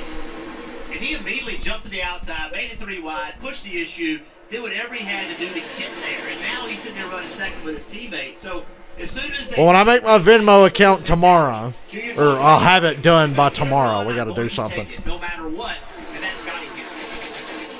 Now, AJ Allmendinger, Talk about a good way to make a super speedway race more exciting. Be a part of the playoffs, runs road courses, got his first oval win at Atlanta, so he knows how to win. The 11 of Justin Haley, who's running 3rd right now, has won already this year. But Ross Chastain, who has started the season off phenomenally, hasn't found victory lane. He's been one of the more consistent finishers this year. All single file on the bottom. The Junior Motorsports cars are on the outside line, 10 cars back. So, I mean, their plate program, So it's all on the inside, on the bottom. And now Briscoe pulls out of line. And I would imagine Cindric's going to move up out of line now. Briscoe jumped up on the outside of Brett Moffitt. If he doesn't clear him here, he's going to be hung out on the outside. Never mind. Let's see what happens. If the inside line lines up on him, he's going to get moved back. Yep, Briscoe's going to the back. That sent him to the back as well. He'd like to pull up there and get that 98 car up into that lead pack, but he'd be giving up his positions as well. Here comes the 9 of Noah Gragson. What's he going to do with this 98? He's going to put him in the middle. Put him in the middle. Yeah, wow, poor Briscoe. Well, Briscoe, he found a spot on the bottom, way in the back. Forced down in front of Alex LeBay. Oh, no, he had so much momentum. You know, he really had no choice, in my opinion, to just try to go around him. And look who he has behind him. He has all his teammates. Briscoe's looking for somewhere to go that just ain't there. We're starting to see aggressive driving. Now Harrison Burton and Riley Herbst pull up in front of Gregson. 10 laps of a 30-lap stage here. And Brandon Jones pulls up in front of them. So now it's Gibbs cars followed by Junior Motorsports cars on the outside. And Gregson puts him in the middle. He goes to the middle, and his teammates fall. Oh, no, wreck, big wreck, big wreck, big wreck. It's over, big wreck. And, of course, fucking Gregson got through it. God damn it. Of course, Gregson didn't get any of that. The 8 is in there. I don't know who to blame. I think Brandon Jones. Not running a full schedule as well. Noah Gregson in the 9 just re-signed with Junior Motorsports. Yeah, Noah's got some left front suspension damage. Broke on that car. All the Junior Motorsports cars are fucked except the one I don't like. Bert, you said it. When you get these organizations running together, this could happen. Gregson was pushing the issue, and then Brandon Jones made a stupid move. If I remember correctly. I'd like to see another replay to break it all down. On Noah's car. Well, Noah did get some damage. There you go. Obviously, create an advantage. Good. Daniel Hemrick's fucked. One guy wrecks. Brandon Jones is fucked. Good. It's kind of his fault that happened. A lot of them with you. Listen to the 19 car Brandon Jones. He just drove right square in your left rear there. Yeah, man, I swear. I know, guys, I'm sure it's killed. Yeah, Brandon Jones looks like he's going to be done. How this started. Dale Jr.'s sick to his stomach. So, Gregson shoots to the inside of Harrison. Wow, Brandon Jones came down on Chase Briscoe and caused that whole mess. That's all Brandon Jones, dude. Just, just drive into it. You can't slow your car Briscoe down. was These making a lane lot of tracks, aggressive they moves, don't but Jones run just very straight up big blocked brake in the center of the packages in these corner. tracks because of the weight anyway. Steve, you can And elaborate took on out a that. lot of So you're good not getting a lot cars. of stopping But the important power thing is, Timmy in Hill those got through. situations. Yeah, you definitely, at this speeds and this hard tires. Poor Brett Moffitt got in that. That could have been way worse than it was. I see it a little bit more like you see it. I think Briscoe was in the middle lane. The 19 was in the See the third 15 lane. hook The Tommy Joe 19 is Martin's the car back that there. switched I love the lanes. lack of I think awareness Briscoe by the did all he drivers could in the to get out back. of They it. just see a wreck It's- and turn left listen, or Blake, right, if he talks not to paying us attention to every the fact time that he there's goes actually to still a race, cars but this around time, them. I have struggled to point the finger. That's the directly Danica at special. 98. She used to do that all the time in big wrecks. She'd see a wreck and just Down below swerve. the 98 in that 0-2. A guy who's a Truck Series champion, doesn't run the full Xfinity Series. Another car we see there at 68. Brandon Brown involved. That's just plate racing, guys. I mean, we see it every single week. We see it in the Cup Series. Brandon we Jones see and it in all Truck the Series. Collie cars at Every Cedric were series way we out call ahead of it that. just one little small contact, and here you go. So many cars with it. Well, and Rick, remember the control the race that we continue to talk about? Why is that important? Because all three call cars up front are squeaky clean. Controlling the race. Briscoe got through it pretty good too. He got, Jones came down on him, but it looks like Briscoe got through it pretty good. That was Tommy Joe Martin. Well, watch Briscoe again on this replay. Sliding sideways. Ooh. Again, Oh yeah, Briscoe's fine. Briscoe didn't get anything from that. He got a bump in the rear. 20 if Harrison Burton gets through. Watch this. That's right Brandon on top Jones's of your fault, screen though. right here. Decks on the hood. And that was the most obvious developing wreck. I was screaming wreck about 10 seconds before they actually did wreck. I said, uh-oh, it's over. Here comes a big wreck, big wreck. And we know there's damage to the left front of the 9 with a broken tire rod, but I'll be honest, I'm struggling to find out which. That's the biggest wreck I've ever seen with so few junked cars, because like nobody's really destroyed except for Brandon Jones. Hemrick and Allgaier got it pretty good. I mean, it's towed out. Yeah, I mean, yes, I think it has some sort of steering issue, but man, I didn't see him hit anything. Meanwhile, Allmendinger, Haley, and Chastain are playing NASCAR 06 total team control up front. Guys, very lucky to get through that in 98, obviously. Like you said, Harrison Burton did a great job just sort of holding his line.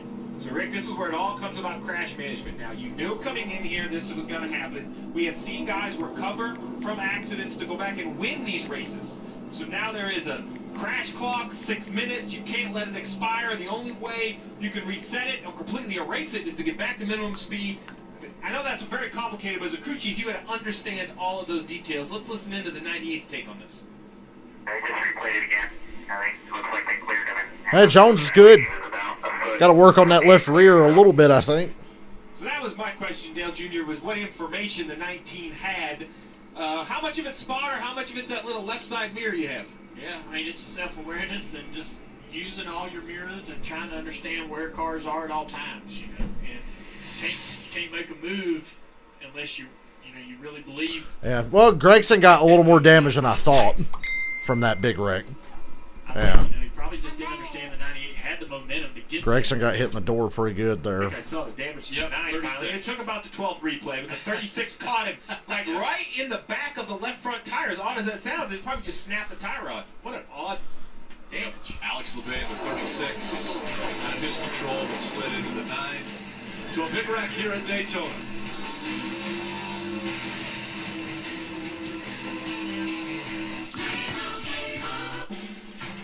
Commercials. Yeah, that was a pretty laid back big one there. Nobody really got totally junked except for like 2 cars. And thankfully one of them was the one that caused the wreck, so he got what he deserved.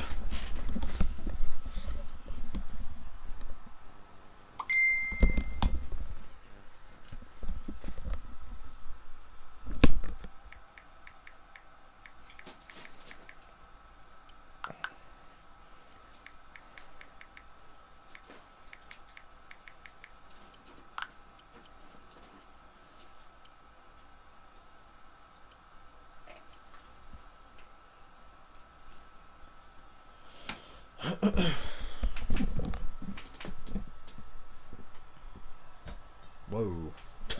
Moved my hand back and hit my lamp. Thought I was about to knock everything over.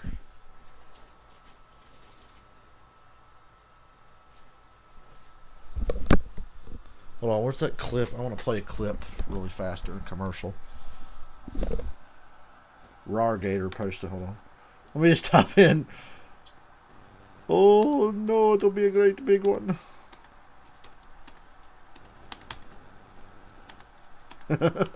Please tell me this is gonna be the first thing. Yeah. Here you go. Here's a funny clip for you.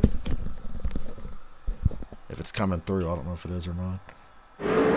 Back underway. And Gordon gets a great start. Junior did not.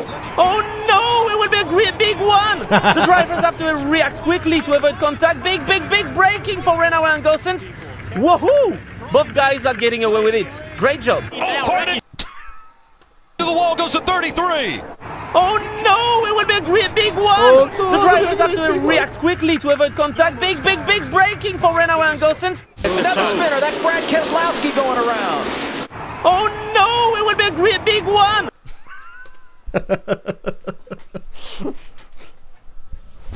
Oh no, it'll be a great big one. Dale Jr. and Rutledge Wood there. You guys had a good time, didn't you? Man, it's a lot of fun hanging out with Rutt that day. He's kind of a veteran at going to the Derby. It's my first time, so it's good to hang with him and see all the sights. Trust Rutledge, you become a promo. Just remember that.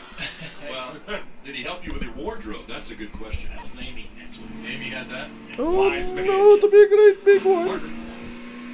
Oh, guys, one interesting thing from that wreck we just witnessed was Timmy Hill, who moved up in front of Brandon Jones in that Toyota Supra.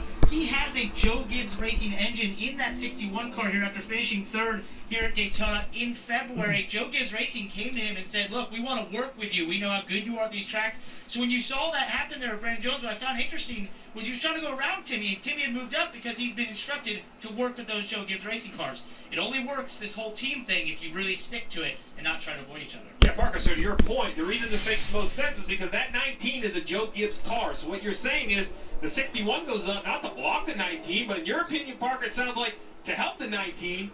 Yeah, but are the actual Gibbs cars going to be willing to work with somebody like Timmy Hill? A lot of good plans go awry on the high banks of Daytona. It's like asking Joey Logano to push somebody like Michael McDowell. You think for 1 second that cocksucker is actually going to do it? Gordy, a team owner on the Cup side. How do team owners work? I mean, are you telling these guys what they need to be doing?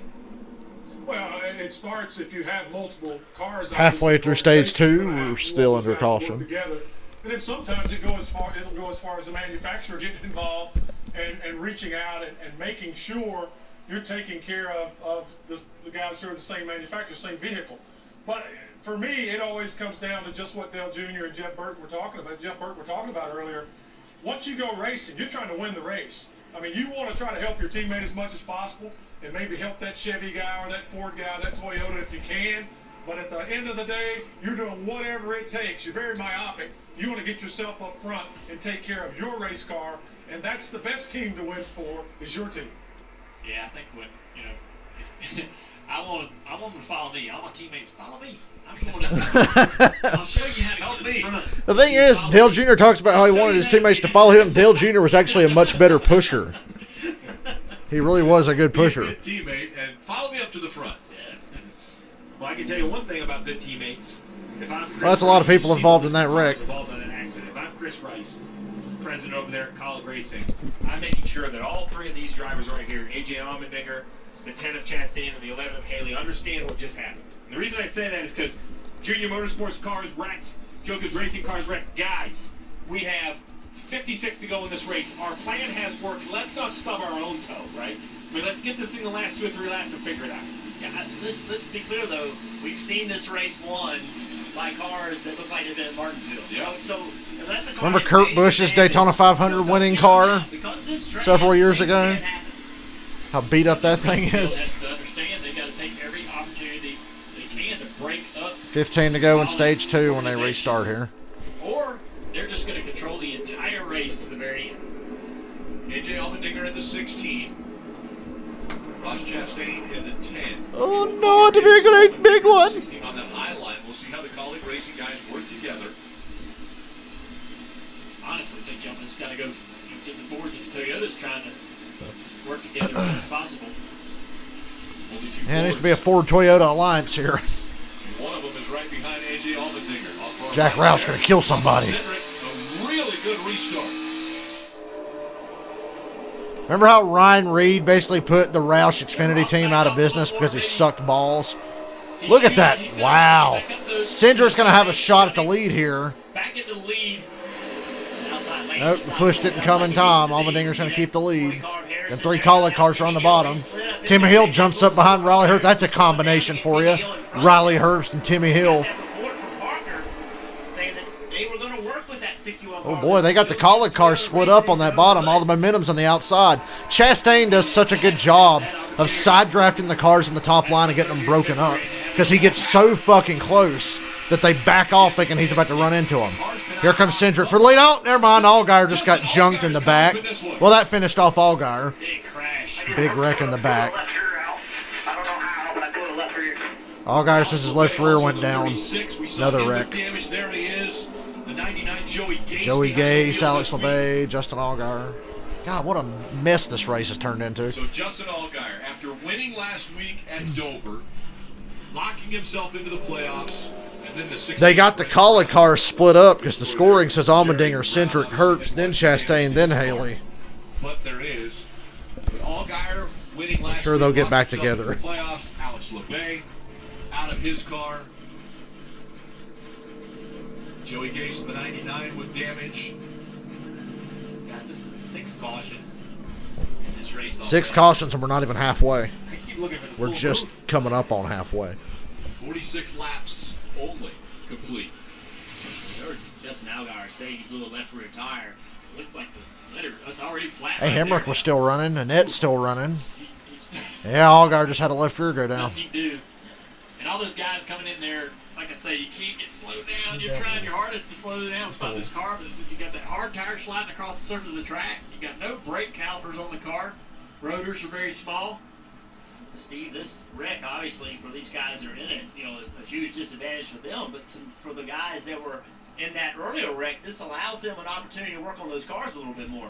Yeah. So we talked about the bubble battle. The Ooh, don't forget the damage repair clock. The 2 cars that are going Which probably led to that accident there with Allgaier. Way to go, NASCAR. You see right here, that gray car in the screen, that right there is the 51. And then here's the other car, the 68 of Brown. He comes into it and gets damage to the left rear. So both cars on the bubble line with damage. We're going to have to see which is more severe. Ain't nobody giving a shit about the bubble in the playoffs in Xfinity. It takes 6 years, Rick, but I got it. Probably 6 years, for like 26, but tonight was the night. So unfortunate. Red flag, fucking Christ. Has stopped the field. Why? As they will clean up from this incident. You mentioned it, 6 cautions. There is no need for a red flag right now. Steve, you mentioned the bubble and the 68 and the 51, 34. I'd like to get this race over with so I go take a shower because physically I feel like garbage. How important that stage 1 was for Brandon. But I'm glad we have to wait here a little while longer. How many cars finished? Say 14? Well, we're dwindling down little by little. Wasn't in the top 10. Lots of little to medium-sized wrecks today. Now the race has stopped. No reason. If you win, welcome to the playoffs. But we have yet to see the full field be filled with winners. Someone, what do you say? Yeah, no Jeff? shit. Every year it's a points race. Every year it's a points race. Points matter. Well, there's your example. Points matter. So a lot of cars on records again. Alex LeBay, one of them. Justin Allgaier. How about last car running wins? Make it like that Burnout, Burnout Revenge. What was that game mode? It's like a survival thing.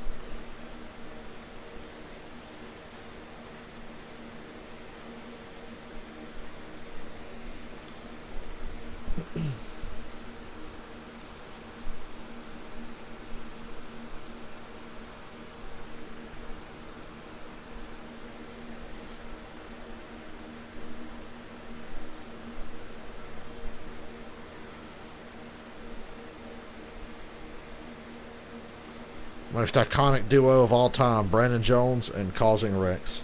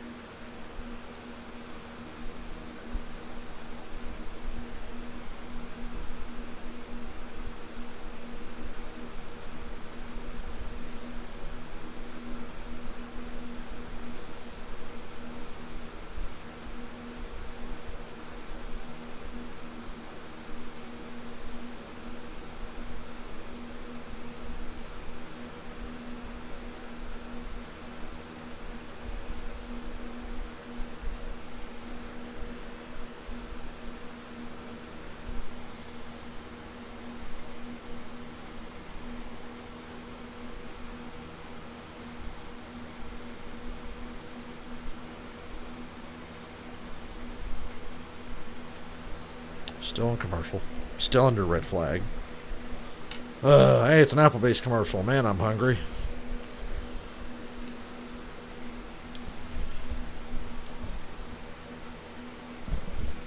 Everything in that commercial looks so good.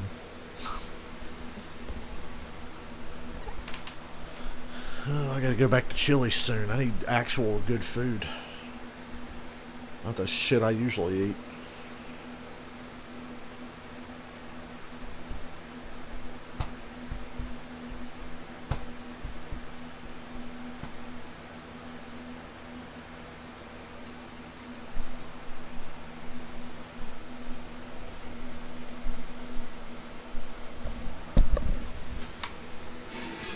And we're back to this totally unnecessary red flag. This short break.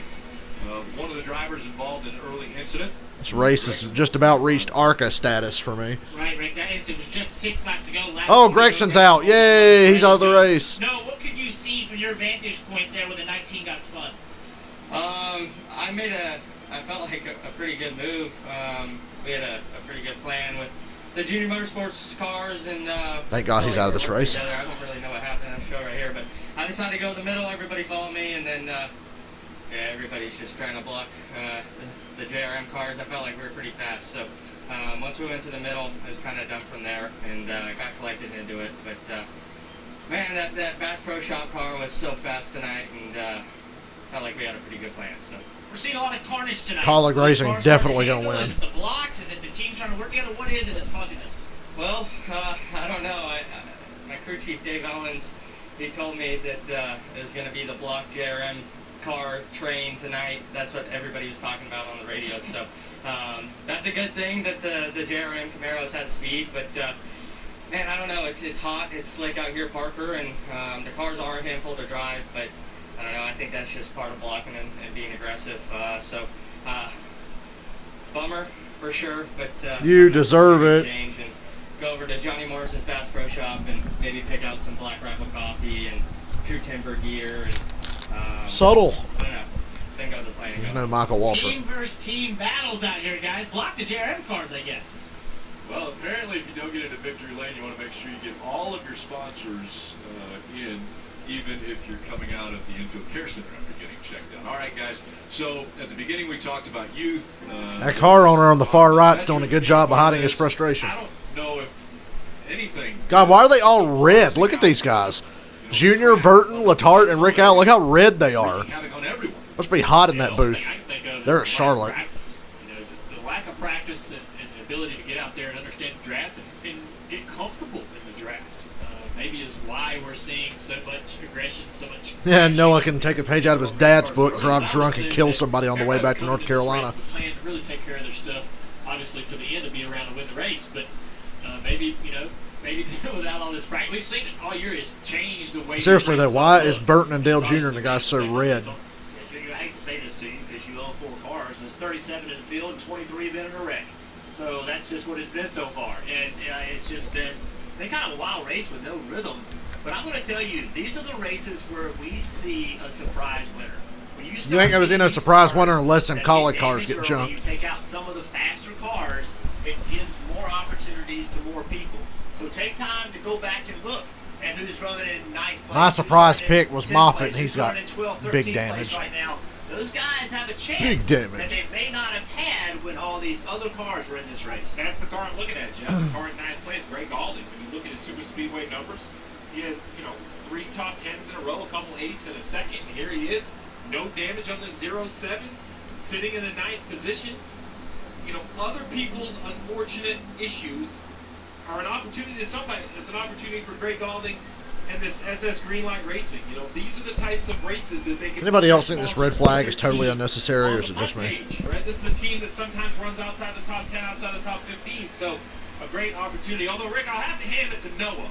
Re-signed for next year, and I can see why. I mean, he got all his sponsors in one pitch right out of the front stretch of Daytona. So I was impressed with the interview.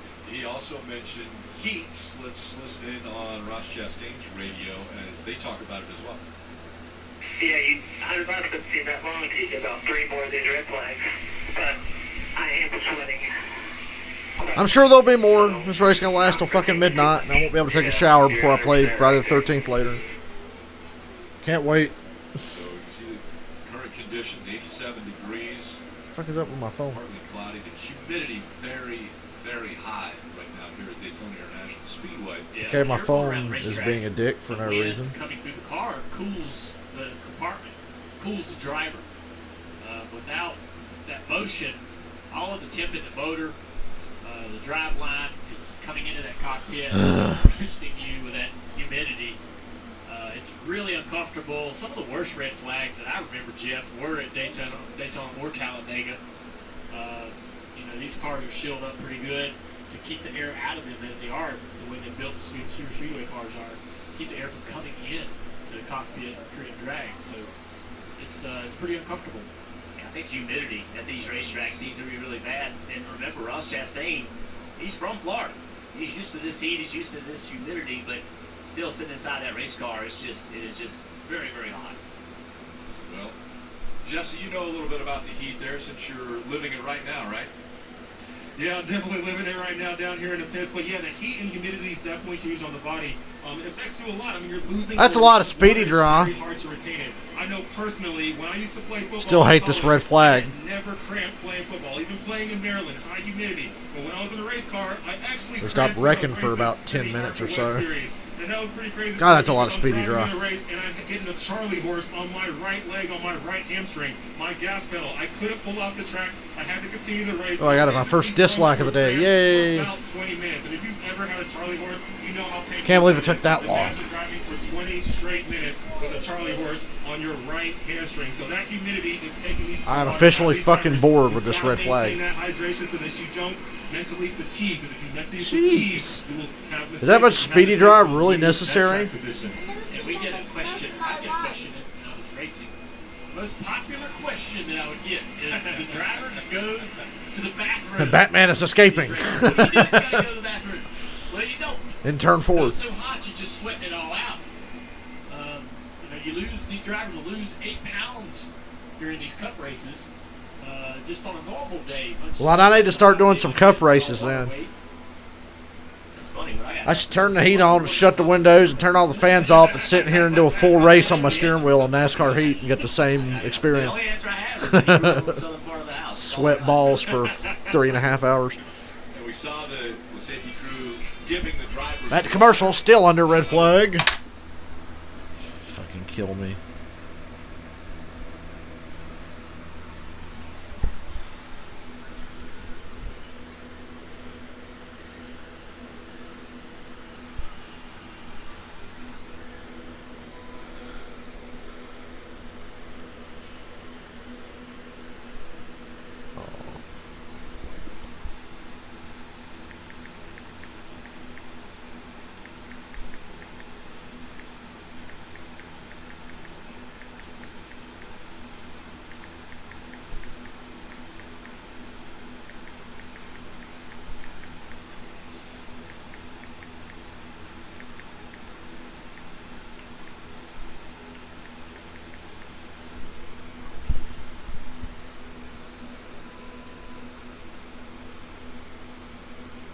Wow. On YouTube just now, somebody replied to a comment that I posted like 8 years ago when GTA Missions posted the first trailer for GTA 5 back in 2011. I was commenting, and I was like, oh my god, more GTA, here we go, guys. And the guy just asked me, he said, well, that was 8 years ago. How do you feel now? How was the experience? And I said, well, I fucking loved it. But then GTA Online took off, and it ruined everything. Oh, it's funny. Somebody actually saw an old comment from forever ago. Hey, I got 2 dislikes now. And they asked me what it had been like. And I'm like, wow, man, if I could time travel back to 8 years ago. Actually, it's been 9 years now. Not 8 years, it's been 9 years. November of, when was it? It was like fall of 2011, the first GTA 5 trailer came out. So that's funny. I thought my NBC thing was frozen. That was just a really long commercial. I wish they made them time travel machines. I need to go on like I need an Avengers level time machine so I can go back and like prevent myself from being a jackass Greg Galding, who 9 years ago. his second start of 2020, also inside the top 10. And Steve, just a couple guys that looks like maybe someone's had damage. Hey, we're back under yellow. I like how it didn't register with me till like just now. Well, I think Chase Briscoe's the only one that came to pit road with no duct tape on the car, so he's the only real strategy call here. Marty. That's a good point, Steve. He comes in running 7th, and they kind of lost that pack up there. So coming down pit road here and taking the opportunity to take on 4 fresh Goodyear tires and take some time to make some adjustments. Again, the theory a little bit is that they'll... Please no more red flags for the rest of this race. I want to go take a shower after this. Big adjustment there on the left side. They had a similar adjustment on the right side as well. So Chase Briscoe's been struggling with the handling of the race car a little bit. Also lost his drafting. I need to take a shower to wake me up so I can play with my friends later on online. We're glad to keep an eye on the crash clock for all those other guys with damage. We'll just update the fans as we go if any have to expire for the race. So, Parker, I know that you didn't want to be this busy at the Infield Care Center, but it seems like you're going to be. Right, and I didn't want to make it a habit of junior motorsports drivers. Hey, there's so Allgaier. Here we have it, Justin Allgaier. At least he got his win. Care Center. So you had a tire go down. Did you have any indication it was happening as it went out to turn 3? It went pow, and then it went into the wall. I felt it go down, and it kind of swung the car to the left, and at that point you're just a passenger. And it's really disappointing because obviously we got damage on the caution before that, but you know right there it just went around. And what's really odd is that there was no damage to the left here on that caution before. So really disappointed for everyone at Swabman, all the folks at Junior Motorsports. You mentioned it. Obviously Noah's already been in here. I know Daniel's had a bunch of damage, and I hate it for all the other cars that got caught up in that. You know, as much as I'd love to say that that was from the damage that we got, it really was just a fluke accident, and just. I thought last week we got the monkey off our back. Damn, repair clock still sucks. But you know, these races are extremely difficult, and you know, making it to the end is obviously the most important piece. And it was really early to be blocking, kind of as hard as what was going on up there. It's just kind of disappointing to see. So, you know, we'll rebound. We know that we got one of these in the playoffs, so we got to learn from our mistakes today, and hopefully come back in a few weeks and not have those same issues. Guys, it just seems to be like chaos out here. Because the July or the summer Daytona race is so much later in the year now, it won't be that long till we're already back at another super speedway. Talladega is a race in the playoffs that will be at a super speedway. That red flag was 11 minutes and 23 seconds. 11-minute red flag. It felt like an hour, like for real. Okay, so when the caution flag or red flag comes out, you start thinking money. Well, at least Junior was after a lot of his cars were involved in it. You can win $25,000. Pretty cool. A guy asked me from a comment that I posted 9 years ago, so what you think of GTA 5 after all these years? I got a lot of complicated feelings about GTA 5. Today, Junior, I know you're dialing that up right now. Look at Timmy Hill running 6th right now. Just for some reason, they want you to be better. I'm a C student, apparently. Just a good C student. I think 80's still a B, Steve. Is it? Yeah. Good. My house was an A. Let's dial up Chastain and his radio again. Well, one of us out here took water. Grandpa did. Allmendinger and Chastain are together on the inside line. Gosh, that's quite the image. Wow. AJ's 38, so how are these guys? Well, I guess 21 for Haley. Can't believe AJ's 38. Ross Chastain. AJ's old. The young guy, AJ Allmendinger out there. They're not allowed to hang out up there. They're up here. AJ's the old one. They can't hang out with the four of us. It's easy to say it when you know he can't hear it. What they don't know is he'll hear it tomorrow when he watches the race. If not, hold on, let me just text him so we get that car. He knows. Well, 12 to go, guys, in this stage. And Gonna be 11 to go. Jeff Burton still can't count.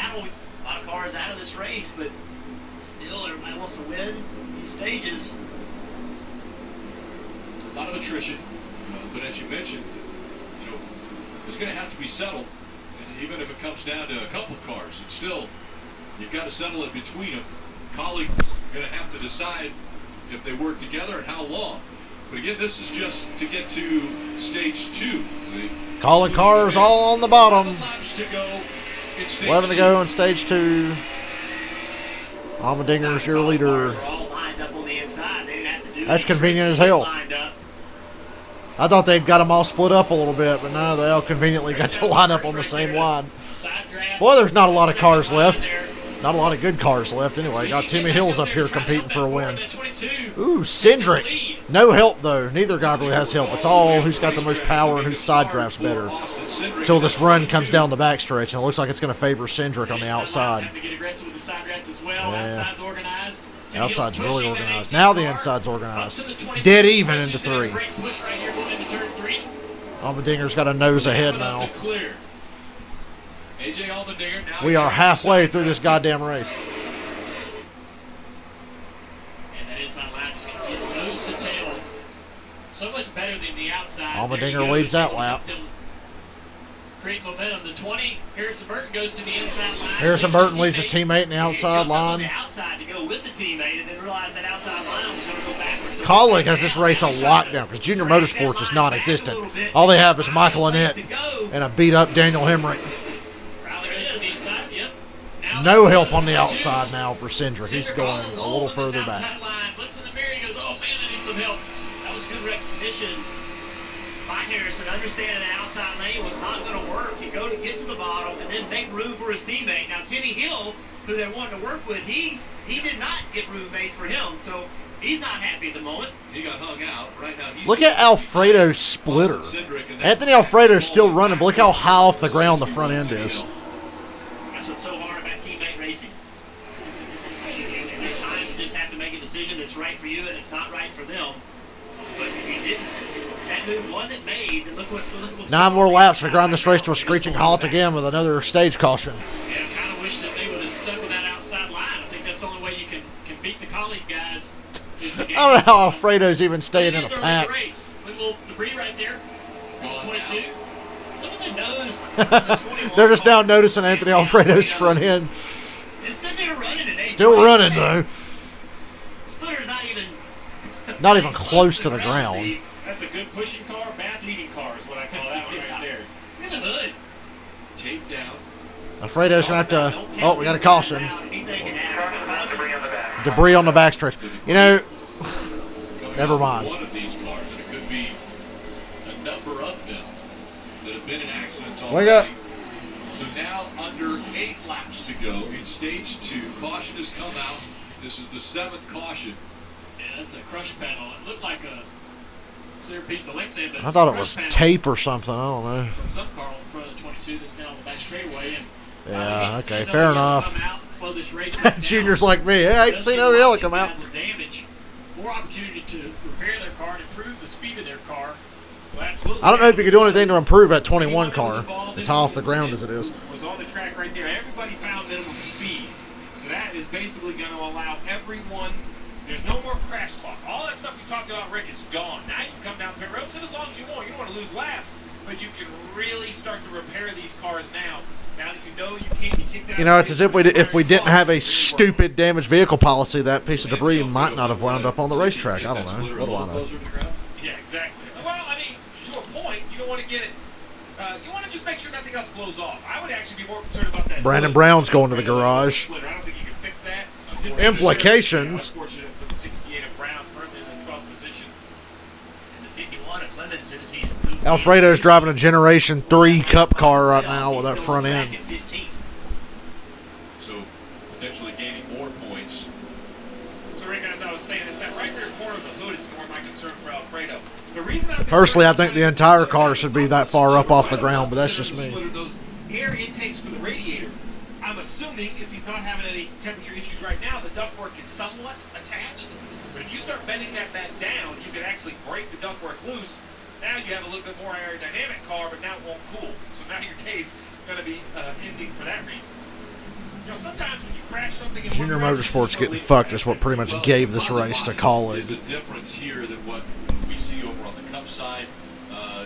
That can be helpful, and it can also be hurting these guys also. Yeah, this is actually, when I look at the front of it, other than the obvious issue of the splitter being a few inches off the ground, the rest of the repair work is...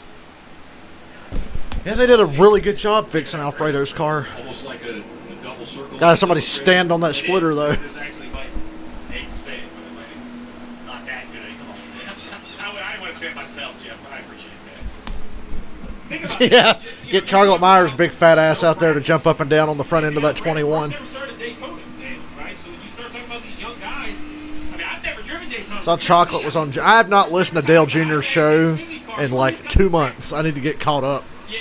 Sit down and play fucking NASCAR Heat or NASCAR Thunder. So I got a PS2. I can play NASCAR Thunder. Listen to a bunch of the episodes I've not caught up on. I want to hear the Robbie Gordon episode. I still ain't listened to that. I didn't listen to the second part of the Mark Martin episode either. Pit road's open. The College cars are in. A lot of cars staying out here.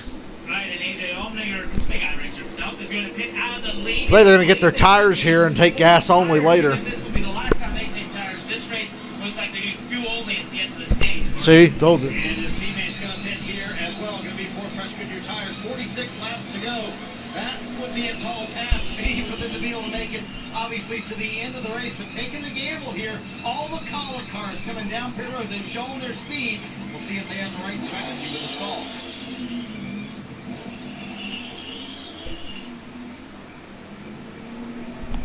Take your tires down, your gas later.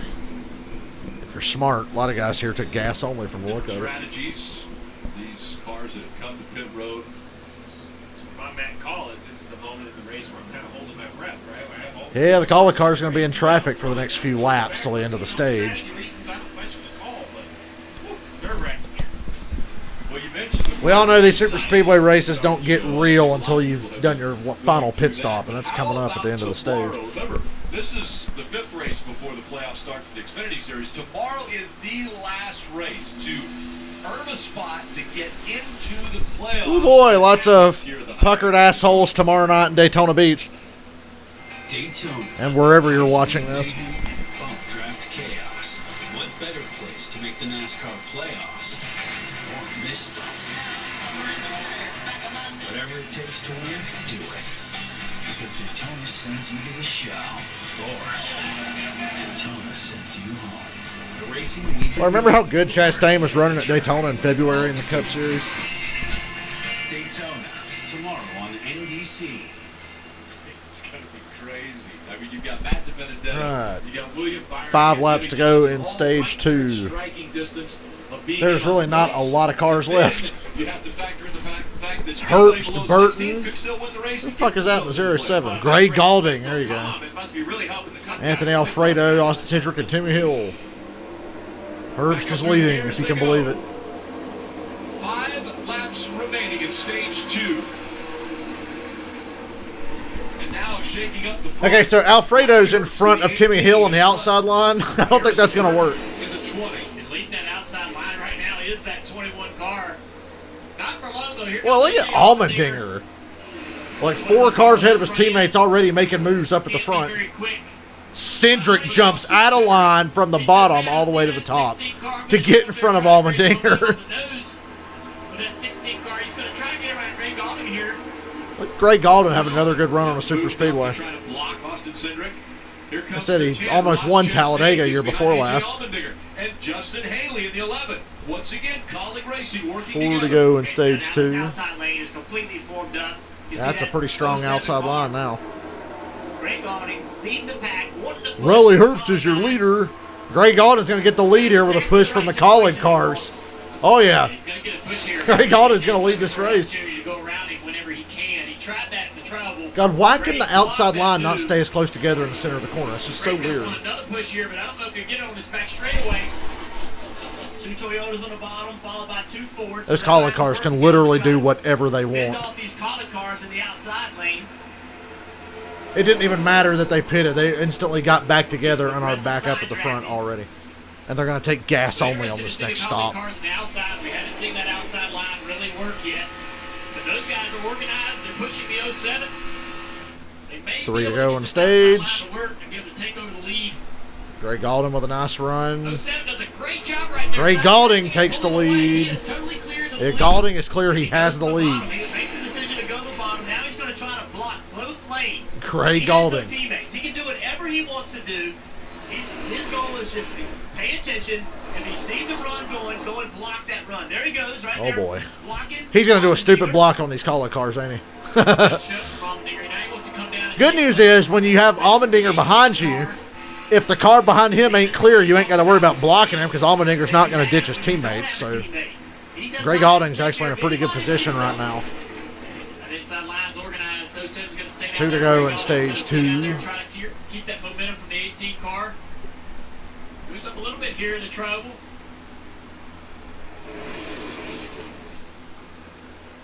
It's awesome to see. Who would have picked Greg Galding to straight up take the lead? Great. Doing a great job in an underfunded, smaller team. Leading this field. See the outside lane, they're staying away. Uh-oh, my stream just froze. Well, I literally have no idea what's going on right now. Okay, thanks NBC. So I don't get to see the last lap of the stage now. Because I have to watch an ad before the race will come back on, which is just stupid. What's happening? I have no idea. Greg Galding's still leading for now. That's great, boy. This commercial is really unnecessarily long. Yep, it's still going on. You have to watch an ad anytime you click off the broadcast. They make you watch ads. Well, that's fascinating. Can I get back to the race now? That's really good stuff. All right, last lap of the stage, and Allmendinger has the lead. AJ now is going to try to take care of his teammates. And Allmendinger's going to win stage 2. Well, I'm glad I got to see the last quarter of a lap. From the inside, the side draft from Haley. And AJ is going to win the stage. Colleague 1, 2, 3 again. Great win by AJ for that stage win. Last lap pass. And great job by Greg Galding. He didn't get That's the end of stage 2. Look at Ryan Sieg's picture. And that top 10 for the stage results. Look at the picture of Ryan Sieg. His eyes are terrifying. Cars have taken back over control of the race after a pit stop that separated them. Colleague Racing and Super. Well, boy, I really hope it doesn't do that late in the race. Well, I hate using this fucking app.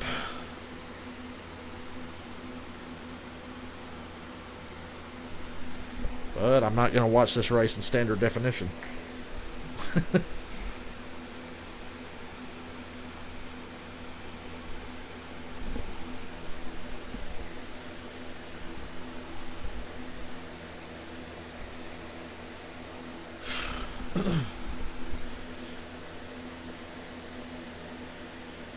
Chastain actually asked his spotter a minute ago, who's in the 07?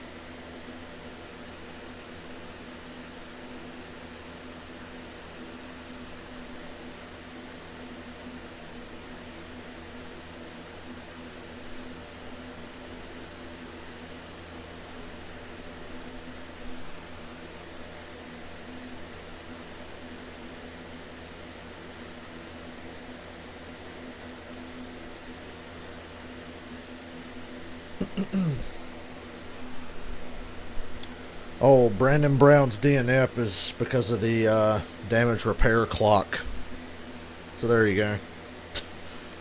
And that car looked like it was still going to run just fine. But, you know, stupid rule. One of the dumbest rules in NASCAR. One of the most dangerous and irresponsible rules at a super speedway race. We've seen it over and over again.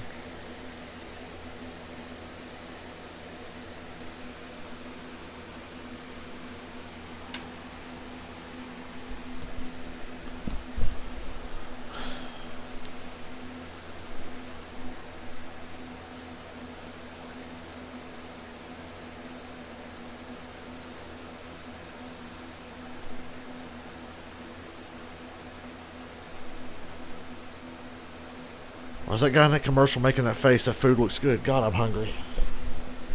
I'm on a diet. So I'm just hungry all the time because I'm not eating a lot.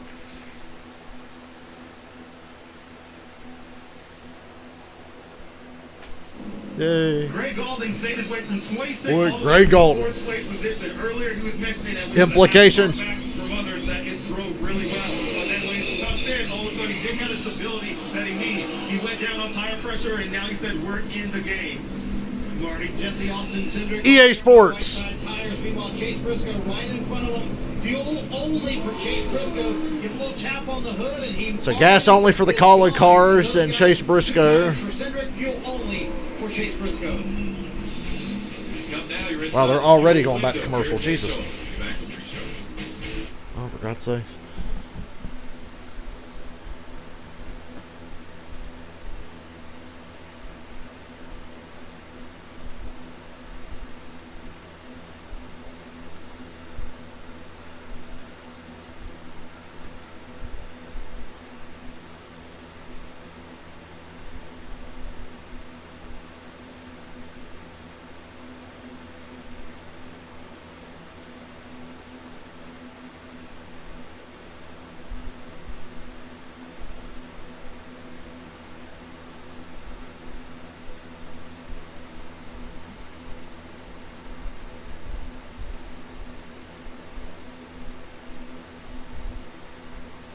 Saw that the Southern 500 is sponsored by Cookout. You motherfuckers that don't live down south don't know about Cookout.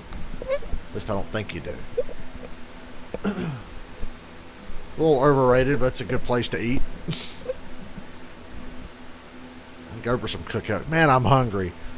Yo, I gotta text Ben and tell him if he wants to come hang out tonight, he can, but he has to bring pizza. He works at Pizza Hut.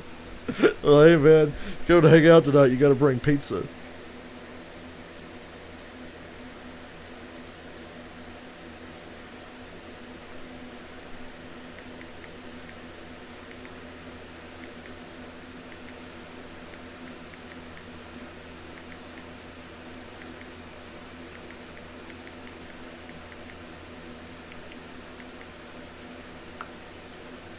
I'm texting him now. I've only eaten like one thing today, so if he comes over, yeah, I'll have a little bit of pizza.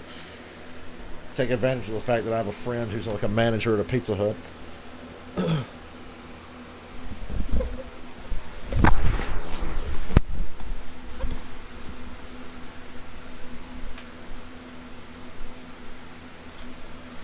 Boston Bruins.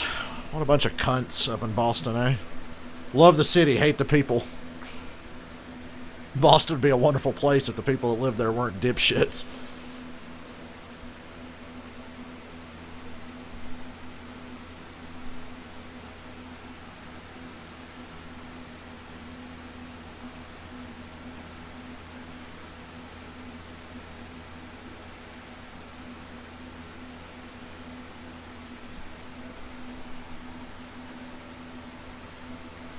Okay, stage 3, the actual race.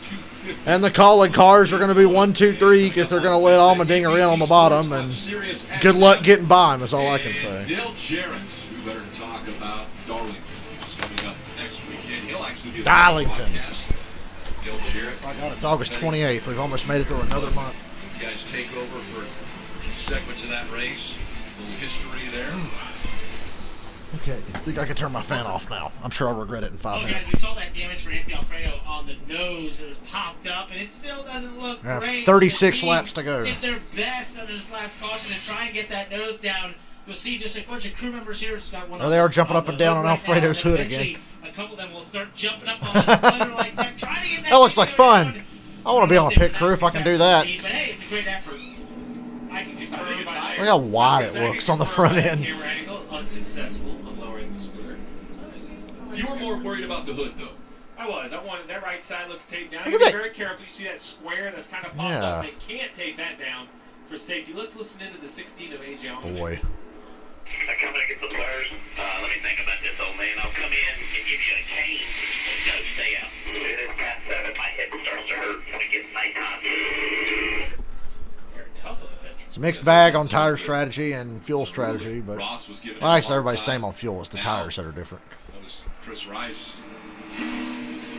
But it's pretty much even as Daytona. 63 laps.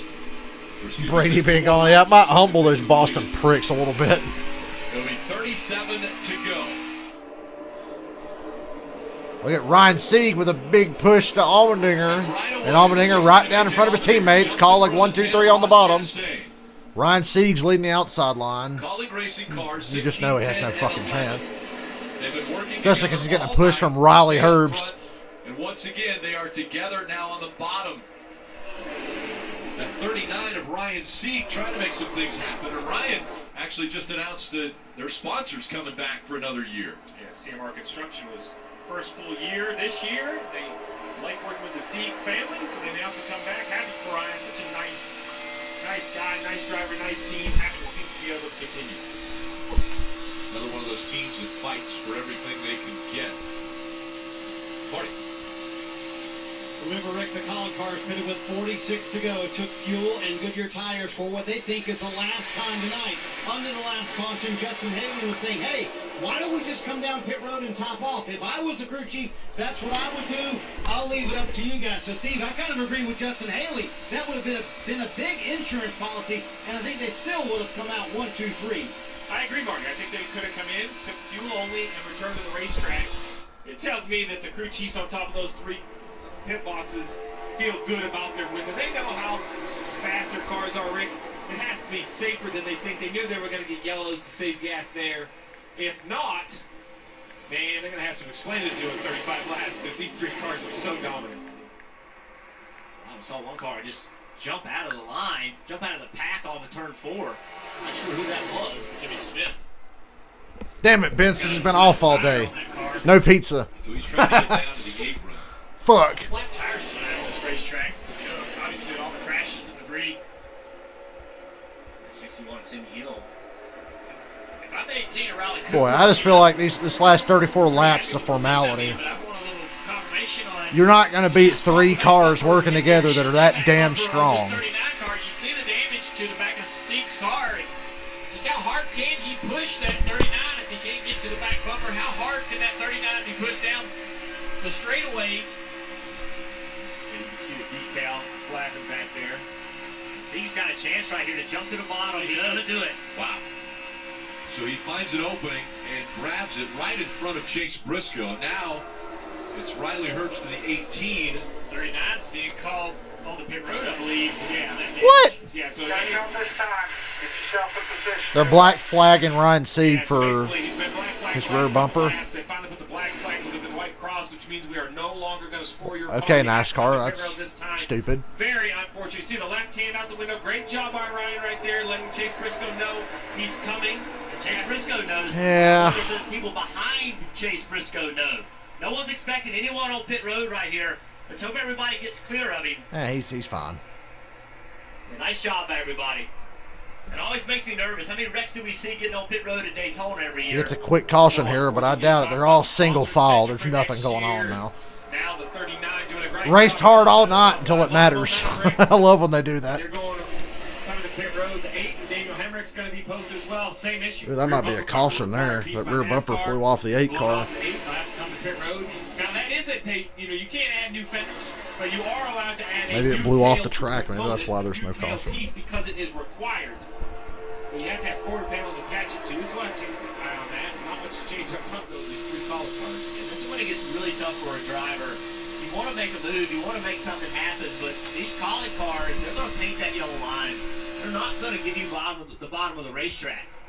And we haven't seen a lane form. Top 10 have broken away from the rest of the field. Single file on the bottom. They're on the bottom. So right now, making a move. Hey, Josh Williams running 5th. Because you just could go backwards. You see Sieg down to the inside, going to lose a lap there. I thought Sieg could get off pit road a little quicker, but not. Yeah, Hemrick's bumper is on the apron of 1 and 2, well below the yellow line. NASCAR might just throw a caution for that for no reason later, so remember that. All right, Junior, one of the best at this racetrack and super speedways. We're going to ride along with Haley. Take us around the track. It's pretty simple. As you see this entire group of cars that's leading. Not a lot to talk about there, Junior. They're all single file. Comfortably like this toward the end of the race. 30 laps to go. Stay in line right here behind your teammate and push him. Even if these guys behind you get a run, I think you stay with your teammates. Let them guys fight it out on that outside line.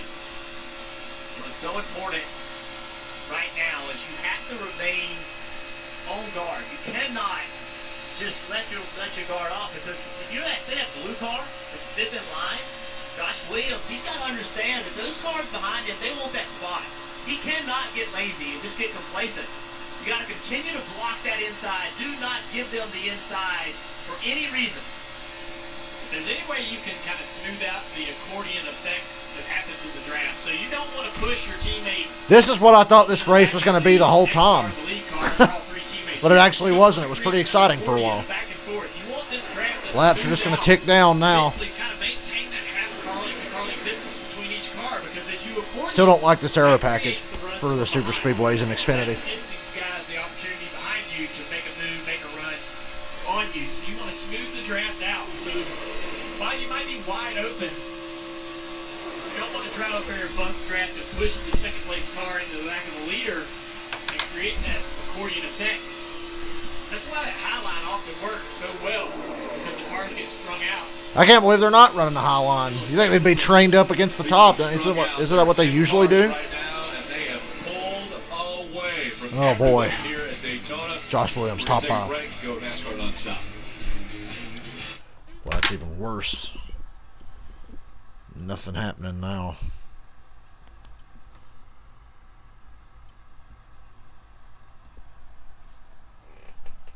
I knew Ben was off work today. No fucking pizza. I ought to tell him to stay home. I'm kidding.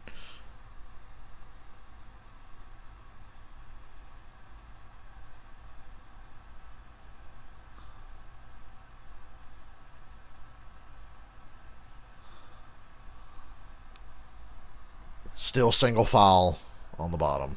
Everyone. And doing this gives me a whole newfound respect for the broadcast, because they're the ones that have to try to call this shit when it gets strung out like that.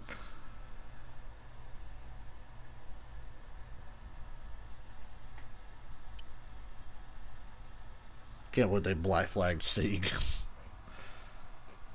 Fast forward the race till 3 to go. I would fucking love to. I really would. Because like I said, this just feels pointless.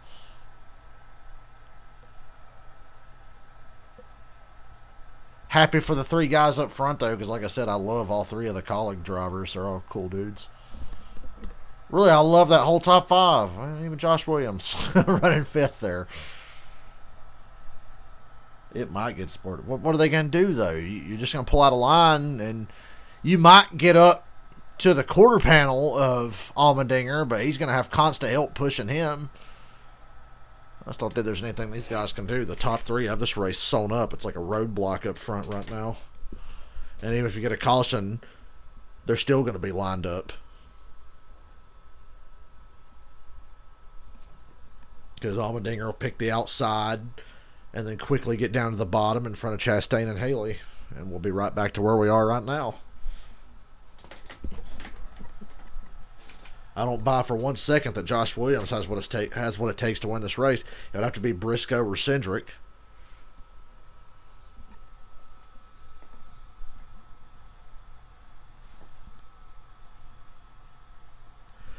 "25 laps to go." Ooh, Jesus. Yeah, I need that shower to wake me up after this.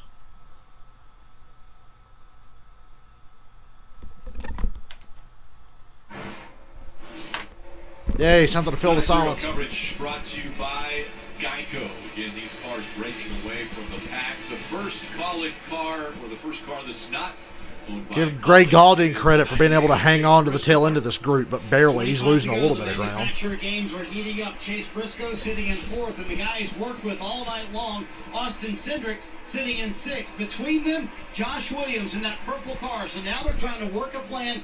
How can they ditch the 92, get back up, work together, and then go fight those college cars? That's what the Ford guys are working on right now, Parker.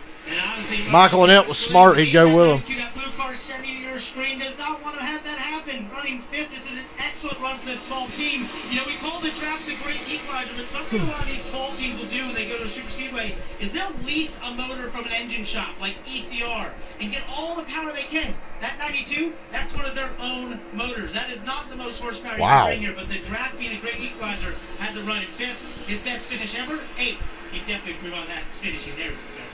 Come on, Briscoe, you want that 75? Position. So Yeah. when we're not here at Daytona, it could be pretty stressful. But Make that Venmo account immediately. He was leading the race earlier. He told his crew chief, "Man, I am having fun." So having fun is probably helping him out here. Still running in the top 10. He's looking to hopefully make his way back up front and see if he can get a finish like he did at Talladega.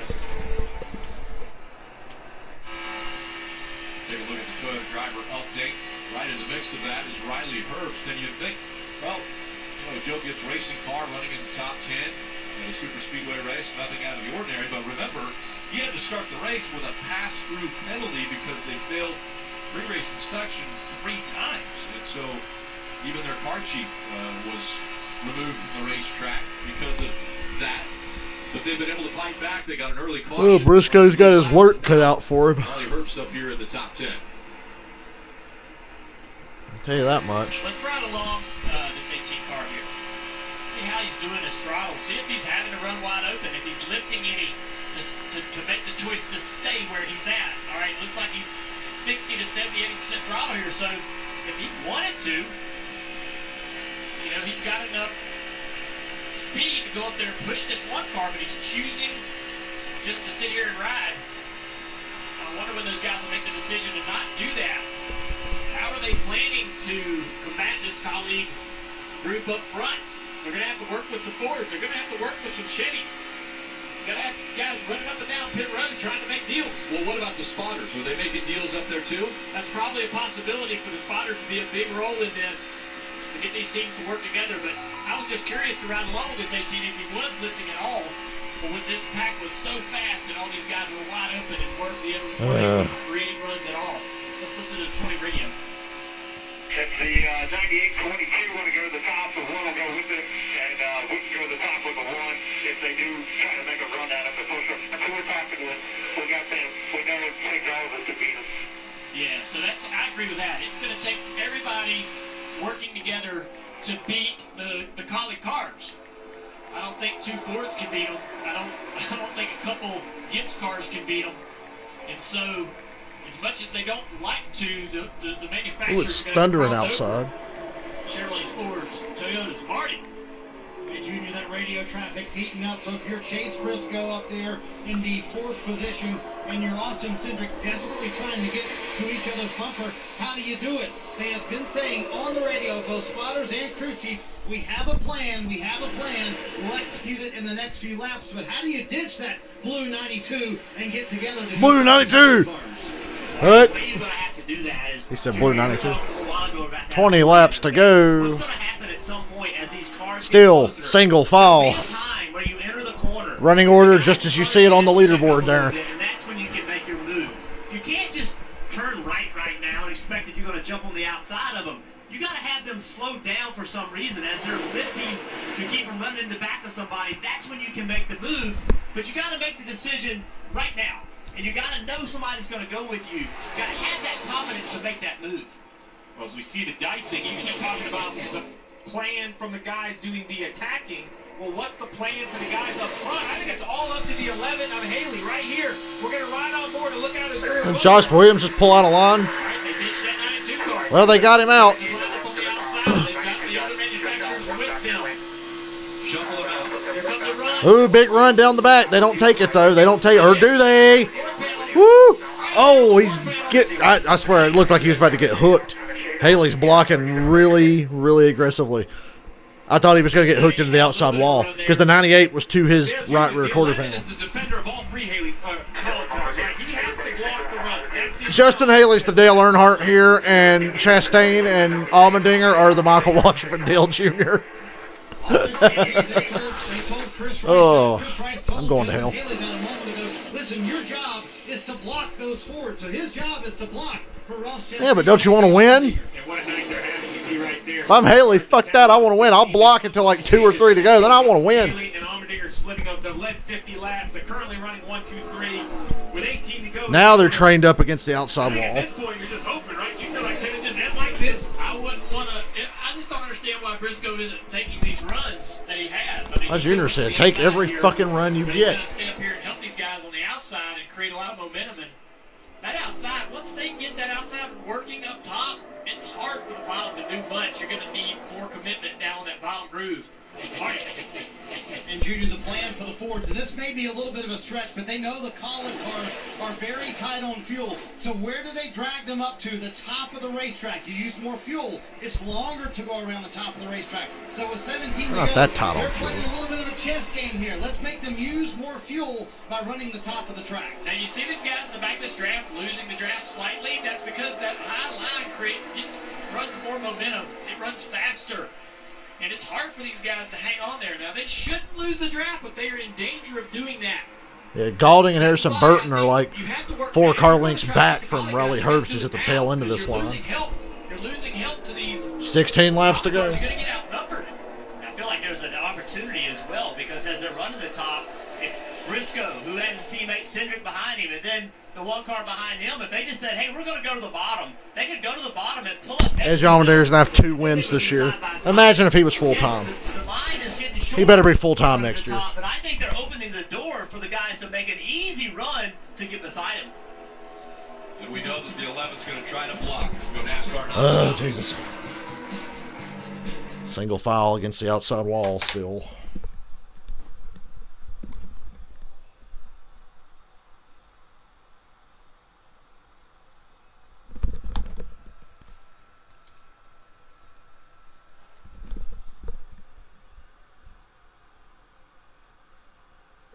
$15 laps to go.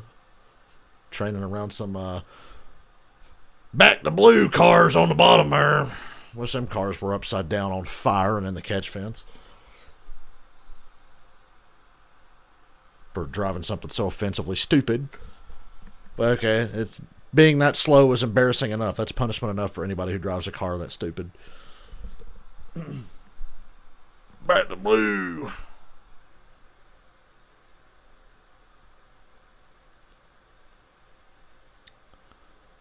$14 to go.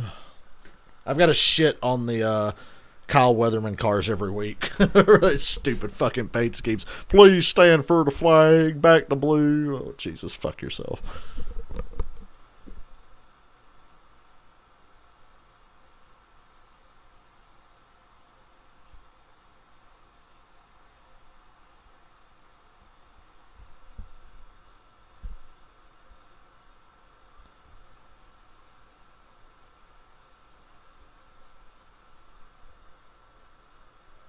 Look at Edge Allmendinger having a career renaissance here in the Xfinity Series. Boy, that was a dick move by C. He just pulled up in front of that lead pack, and now they've all had to shift to the bottom to get around him.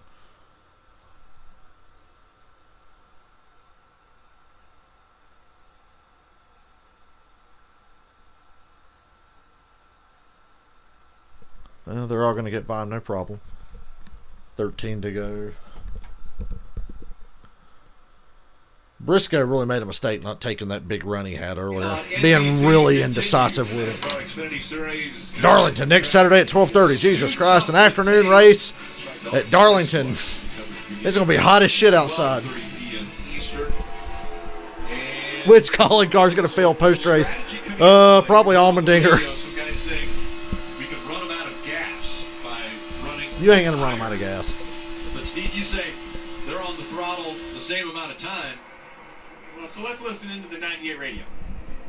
We're trying to run them out of fuel at the moment by staying up high. All right, so that... I'm trying to run him out of the lead. I ain't trying to run him out of gas. Farther to go around the top. So you would think you would burn more fuel. But you're wide open for the same amount of time. The lap times don't change. You're wide open the same amount of time. The same amount of fuel is burning through that carburetor, in my opinion.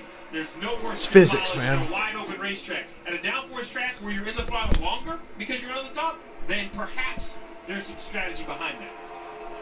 Let's listen to the leader for 16. 98 just wants to run the top to make it longer. He thinks we're going to run out of fuel. I know they're scanning with 4 to the good, now with 5 to the good, 5.5 to the good. Man, they ain't going to run out of gas. 5 to the good, real quick on my math, is well over 12, 13, 14, 15 miles, depending on how you want to average or to measure the racetrack from top line to bottom line. Listen.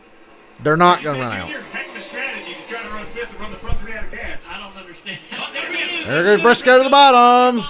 Chastain pulls down. Oh, they got Haley out of there. They got Haley out. Haley did not block at all, and now he's going to the back. So they got one of them out of there. He got Boy, the things picked up now. Haley's going to get freight train. Yeah, Haley's going to the back, so that's 1 down, 2 to go. It's even now because you know Briscoe and Cindric are going to stay tight together. Get down on the bottom, Briscoe. I'm not really cheering for him. I'm just saying what he needs to do. So the 98 and the 22 are still together. Trying to create a run as well. Now they just got to work a run and get Chastain out of there. Then they got to work a run and get Allmendinger out of there. But that shit worked and got Justin Haley out of there. So it's Allmendinger, Chastain, Cindric, and Briscoe now. Forward momentum, and he took it. They hung the left, and took that spot, and then it brought Cindric with him.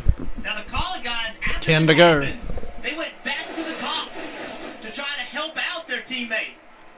And that look what he did. It pulled them back to the top, and that got that 11 car. Well, this kind of super speedway racing can be frustrating to watch, but it's a little more safe, don't you think? I said that at Daytona back in February. Ironic considering what happened in the Cup race.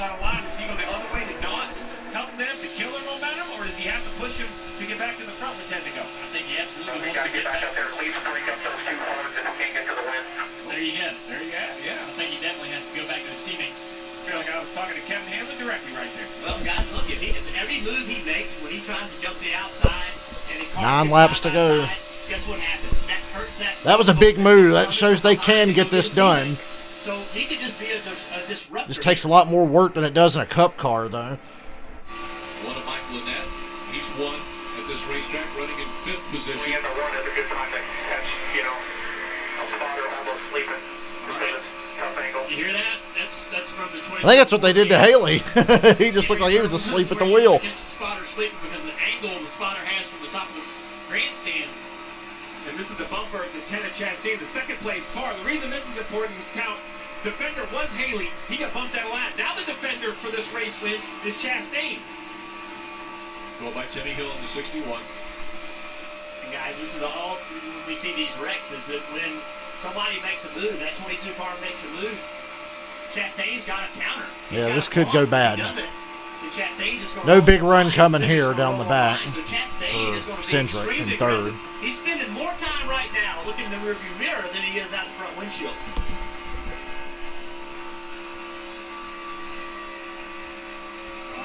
Full throttle here. Somebody lifted just a little bit, but he shouldn't be lifting much. 7 laps to go. Chastain told us before the race, he's going to do whatever it takes. He's willing to wreck to try to win this race. So he's going to try. Yeah, Chastain's a crazy man. When that run comes. It's interesting lifting off the gas there, trying to keep that little gap between him and the leader, trying to keep that bubble, that beach ball effect working. What you wonder, Junior, is how patient is that 18 car of Riley Herbst, 20 of Harrison Burton. For them to win, they almost can't wait, right, for something to happen in front of them. They got to push the issue. Need to see a little more of sense of urgency from Cindric and Briscoe here. For Cindric, for Briscoe. That's what I would like to see. Cars more to the back of this line, they can influence For the sake of entertainment. Just by the momentum it'll create or the momentum it'll stop.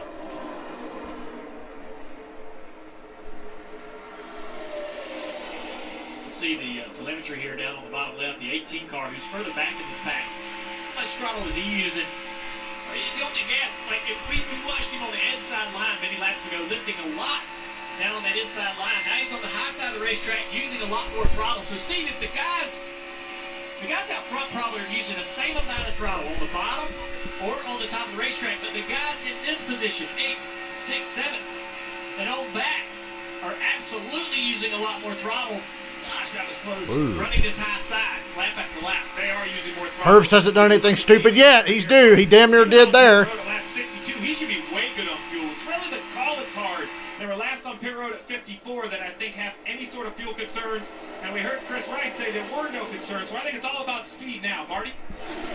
Austin Cindric sitting in 3rd. He's been telling his team. A lot of trash on the racetrack. Just let everyone know. But give Coleman. And I don't just mean Riley Herbst. There's literally trash on the racetrack. He went to the team of Riley Herbst and Harrison Burton, and they said, yes, we will go with you and the 98. Whatever move you want to make, you can count us in. Well, you better start making a move now. You're coming to 4 to go, and you know these runs are not that great. They're very lazy kind of runs. Fuel, but I wonder if Ross Chastain's lifting a little bit running in second, he doesn't have to lift. He's got to be lifting for a purpose, a reason. Poor Alfredo getting lapped. Insurance on that fuel. Or maybe just to prevent that accordion effect we were talking about earlier, trying to keep him getting in the back of A.J. Allmendinger and pushing him out and letting him work behind him. Well, let's be ready for them when they try something. 4 to go. Coming back to 3. You just see who's sitting there waiting, right? So who's going to make the first move? You know it's coming. You just don't know when. I saw Riley Herbst in that 18 car. He tried to make a move on Haley, and Haley did a good job of blocking. He almost wrecked Haley. That run's going to come at any moment, and it's ready. The bottom lane's open. That's where I think the energy's going to come from. I'm sorry, Rick. I didn't mean to cut you off. I think it's going to come back 5, 6, 7. Sure you didn't. They're going to get too wide, and then something's going to happen up front. Well, you've got to watch the guys running 3rd and 4th. They're the winningest drivers in the Looks to me like Cindric's laying back to try to get a run here. Cindric laid back to get a run. Here it comes. Is it good enough to do anything with? No. But I see what they're trying to do. They talked about doing this going into 1, and sure enough, coming through the trial, there's Cindric laid back to go back to Briscoe to try to get a push to the front. Now he peeked his nose out there, but he's not going anywhere. I think you got to back up going through 1 and 2 and try to get a run down the back. Either that or do it into 1. That's the way you do it. That's the right idea. I don't know why they just didn't have the momentum that time. Back off a little earlier this lap. He's backing off now. He's backing off. Like I said, Cindric backed off a little earlier that time. Yep, there's the move, and Chastain's got him covered. Yep. And here comes Haley to the inside of Briscoe, and he split him up. Yep, that's the race. 2 to go. It's over. Allmendinger's going to win. And Briscoe's going to the back. Yeah, Allmendinger's got it. It's over. That was their one move, and then Haley caught up to him and split him up, and it's over. Chess match happening at 192 miles an hour.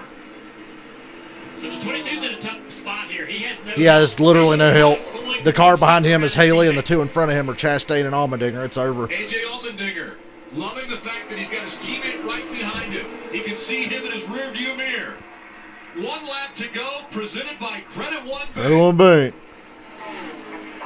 Again, the 22's going to try to make something happen here. Yeah, they had the right idea. And 11 is not going to help him.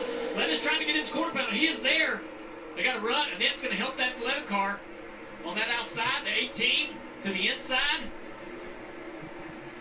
Can the 11 slow the 22 down? He does. Boy, Allmendinger got a big lead there. Allmendinger got a big lead there. Chastain better pick a lane to block. Oh, Haley went to the inside of Chastain to try to take that spot. Haley was going for the win.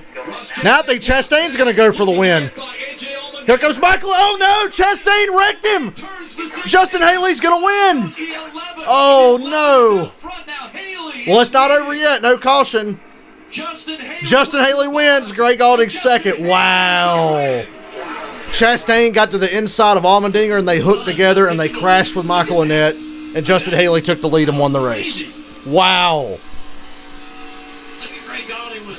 Greg Gaulding second. Justin Haley won. That was that had to be Chastain's fault. They did sell each other out at the end there.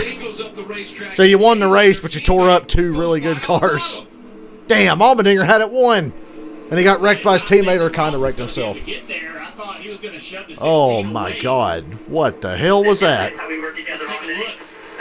I never expected, with a few to go, that Haley was still going to win. That Haley even had a chance. How close the 10 got there. You see it from this angle. Oh, he barely touched him. And then I thought Michael Annett had it, but then they shot up the track and crashed into him, and Haley was on the inside, took the lead, won the race. Damn. Between 2 teammates. Oh, that is just slight contact. That is barely anything. And Michael Annett thought he saw the gates of heaven open up. Ooh, God. Cindric about flipped over. Cindric rally card off of Allmendinger and almost flipped over. Well, that's good karma for Haley. He was the team player there, and he wound up winning. That's good karma. What in the world? I didn't think this race was going to have a finish that crazy. Damn. I don't expect there's going to be a big 3-man celebration this time with the Colleague guys. Ross Chastain, you see him Damn. Put the mask on. It's going to be very interesting here. Oh, Reactions boy. from Chastain and Allgaier. Their reactions can be more important than what happened on the racetrack. They've worked so well together. AJ Allmendinger, Yeah. I'm sorry. Yeah, Chastain and Allmendinger, because they Put worked your mask so well on, together Ross. the racetrack, and it all went wrong in the last lap. We'll see how the drivers, what their opinion That was nuts. Chastain wanted to win. Hasn't won Imagine the this year. cup race. Yeah, you saw what happened just now. The cup race is going to be 10 times more intense. I guarantee that tomorrow. You're going to see the most intense Daytona race you've ever seen tomorrow night. I was trying to read his mind. He's shaking his head. For everybody. Frustration, disbelief. And can Justin Haley believe it? Justin He's Haley. won again on a super Like I speedway. said, good karma. He was the blocker, the good soldier. Wins the race. What just happened there in front of you between your two teammates? Chris Buescher. No, it was James Buescher that did that. That was James Buescher style. Racing, obviously, I hate that AJ and Ross got together there. As you guys at home can see, Matt Colley, Chris Rice, we built a team and a family. We all work as one, so extremely proud of this leadership. What the hell was that? Parked it right here on the double yellow line where I went down too low about 2 years ago on Xfinity Race. So can't thank everyone at DCR Power, Richard Childress. Go, Racing. Justin Haley. You deserve it. Everyone is part of this lead filter group, the Fraternal Order of Eagles. Can't believe it. Super That Speedway definitely World. just happened, Gotta say people. something for Kevin Hamlin up in the booth too. Teamwork. So we saw a lot of teams working together, trying to mimic what college racing has done, and we saw it go wrong there at the end between your two teammates, and many teammates and teams trying to block each other. We're going to show you the replay here. What do you see happening here between AJ and Ross? Yeah, I mean, obviously, just a little delayed reaction. Obviously, not intentional on anyone. Obviously, praying for AJ. Hope he's okay, and Ross as well. But just a little lucky there. We got shucked out, and I was a little frustrated. But that's why you never give up. These things are so unpredictable. So can't say enough about all the men and women at Xfinity Racing, college racing. Just an incredible effort here today to win a stage. We swept everything. So extremely proud of everyone. Another big win for Justin Haley at Daytona. Marty? Well, Parker, the other side of the story, Ross Chastain, contact with his teammate, AJ Allmendinger, as we just saw there. And Ross, it worked so well until the last corner. What happened? I hope we get some good ratings on that one, man. That's terrible to run in your teammate like that. Must be my fault, though. It's unfortunate. We did everything right all night, and we just got to win. It's 10 cars with your next solutions. Did everything right to be the best. That team is I just could. I haven't always insane. been. And last lap, I don't back down, and I'm going to go for it. And if I wasn't there, if I watched the replay, but he got turned, so it wasn't completely into the bumper. But I hate I hate it, man. Marty, it's Well, that sucks. not going to help me moving forward. But it's probably just next solution. All the college racing aside from that. Chastain's had a tough year. You promised you would Very do anything to win. underwhelming For year you to say, I need to win this race. for not Ross you. Chastain. I'm the full-time driver in the series. Doesn't matter how many races each of us run. We're supposed to go for the win. The team rules the last 10 laps, and we all stayed committed. I hated Justin got shucked out there with 10 or 5 to go or whatever. But That was the best thing that could ever happen to Justin Haley in retrospect. In a second, not this guy. There you go. Everybody should be nervous about the cup race tomorrow. And winds up wrecking his team. Nobody's safe. Well, just Everybody should be scared shitless about tomorrow. It's going to be great. care center, so we'll wait to see. And it better not rain. The weather forecast looks good, but you know how Florida is. It better not fucking rain. Because tomorrow night's going to be some wild shit. We've talked about it so many times. Teams working together. You've got to work together to get Holy you up front. shit. But then, That was at crazy. what point in time are you working for yourself? Listen, this is a self-serving sport. I get it. Teams and drivers, you want to have good teammates, you want to work together, but at the end of the day, you're there to win for you and your team and your sponsors, right? So you want to work together. It's great when you can finish first, second, and third. We saw that same team all jumping and high-fiving and hugging each other after they pulled that off earlier this year. And this is the other side of that, right? Is that you have two guys going for the win, and stuff happens. You're going to have that when you race. Boy. And I don't blame. I don't know if I'm mentally anyone. prepared for tomorrow night. That's what you're supposed to do, and that finish we saw right here is what we typically see at Daytona. There'll be some Hail Marys thrown tomorrow night, I guarantee it. You got multiple cars that you own out on the racetrack. Sometimes you're gonna run into each other. Like they did tonight, Junior. How many of Junior's cars finished? One? Actually, two. The 8 car. Hemrick was still running. Going for the win. That's a really sort of sensitive corner of the race car to have any contact. Typically, when we see these guys using the bumpers, especially with no spoiler on the rear end like these cars have. Right rear quarter panel, it's a little more stable there, and that left rear quarter panel, it took nothing really to spin around AJ's car and create that issue. But yeah, there'll be fans there tomorrow night. They're gonna get one hell of a show. A lot of cars out on the racetrack. This race was pretty wild. We'll win races, work together, and sometimes I like Giles Classy, Justin Haley. Do the interview, then do the burnout. Oh man! I hope Allmendinger's all right. He got out of the car. That was a hard hit. Once again at a super speedway, he is celebrating. Justin Haley, he's good. Somebody get this man a good rod. He wins on the high banks. Golly racing.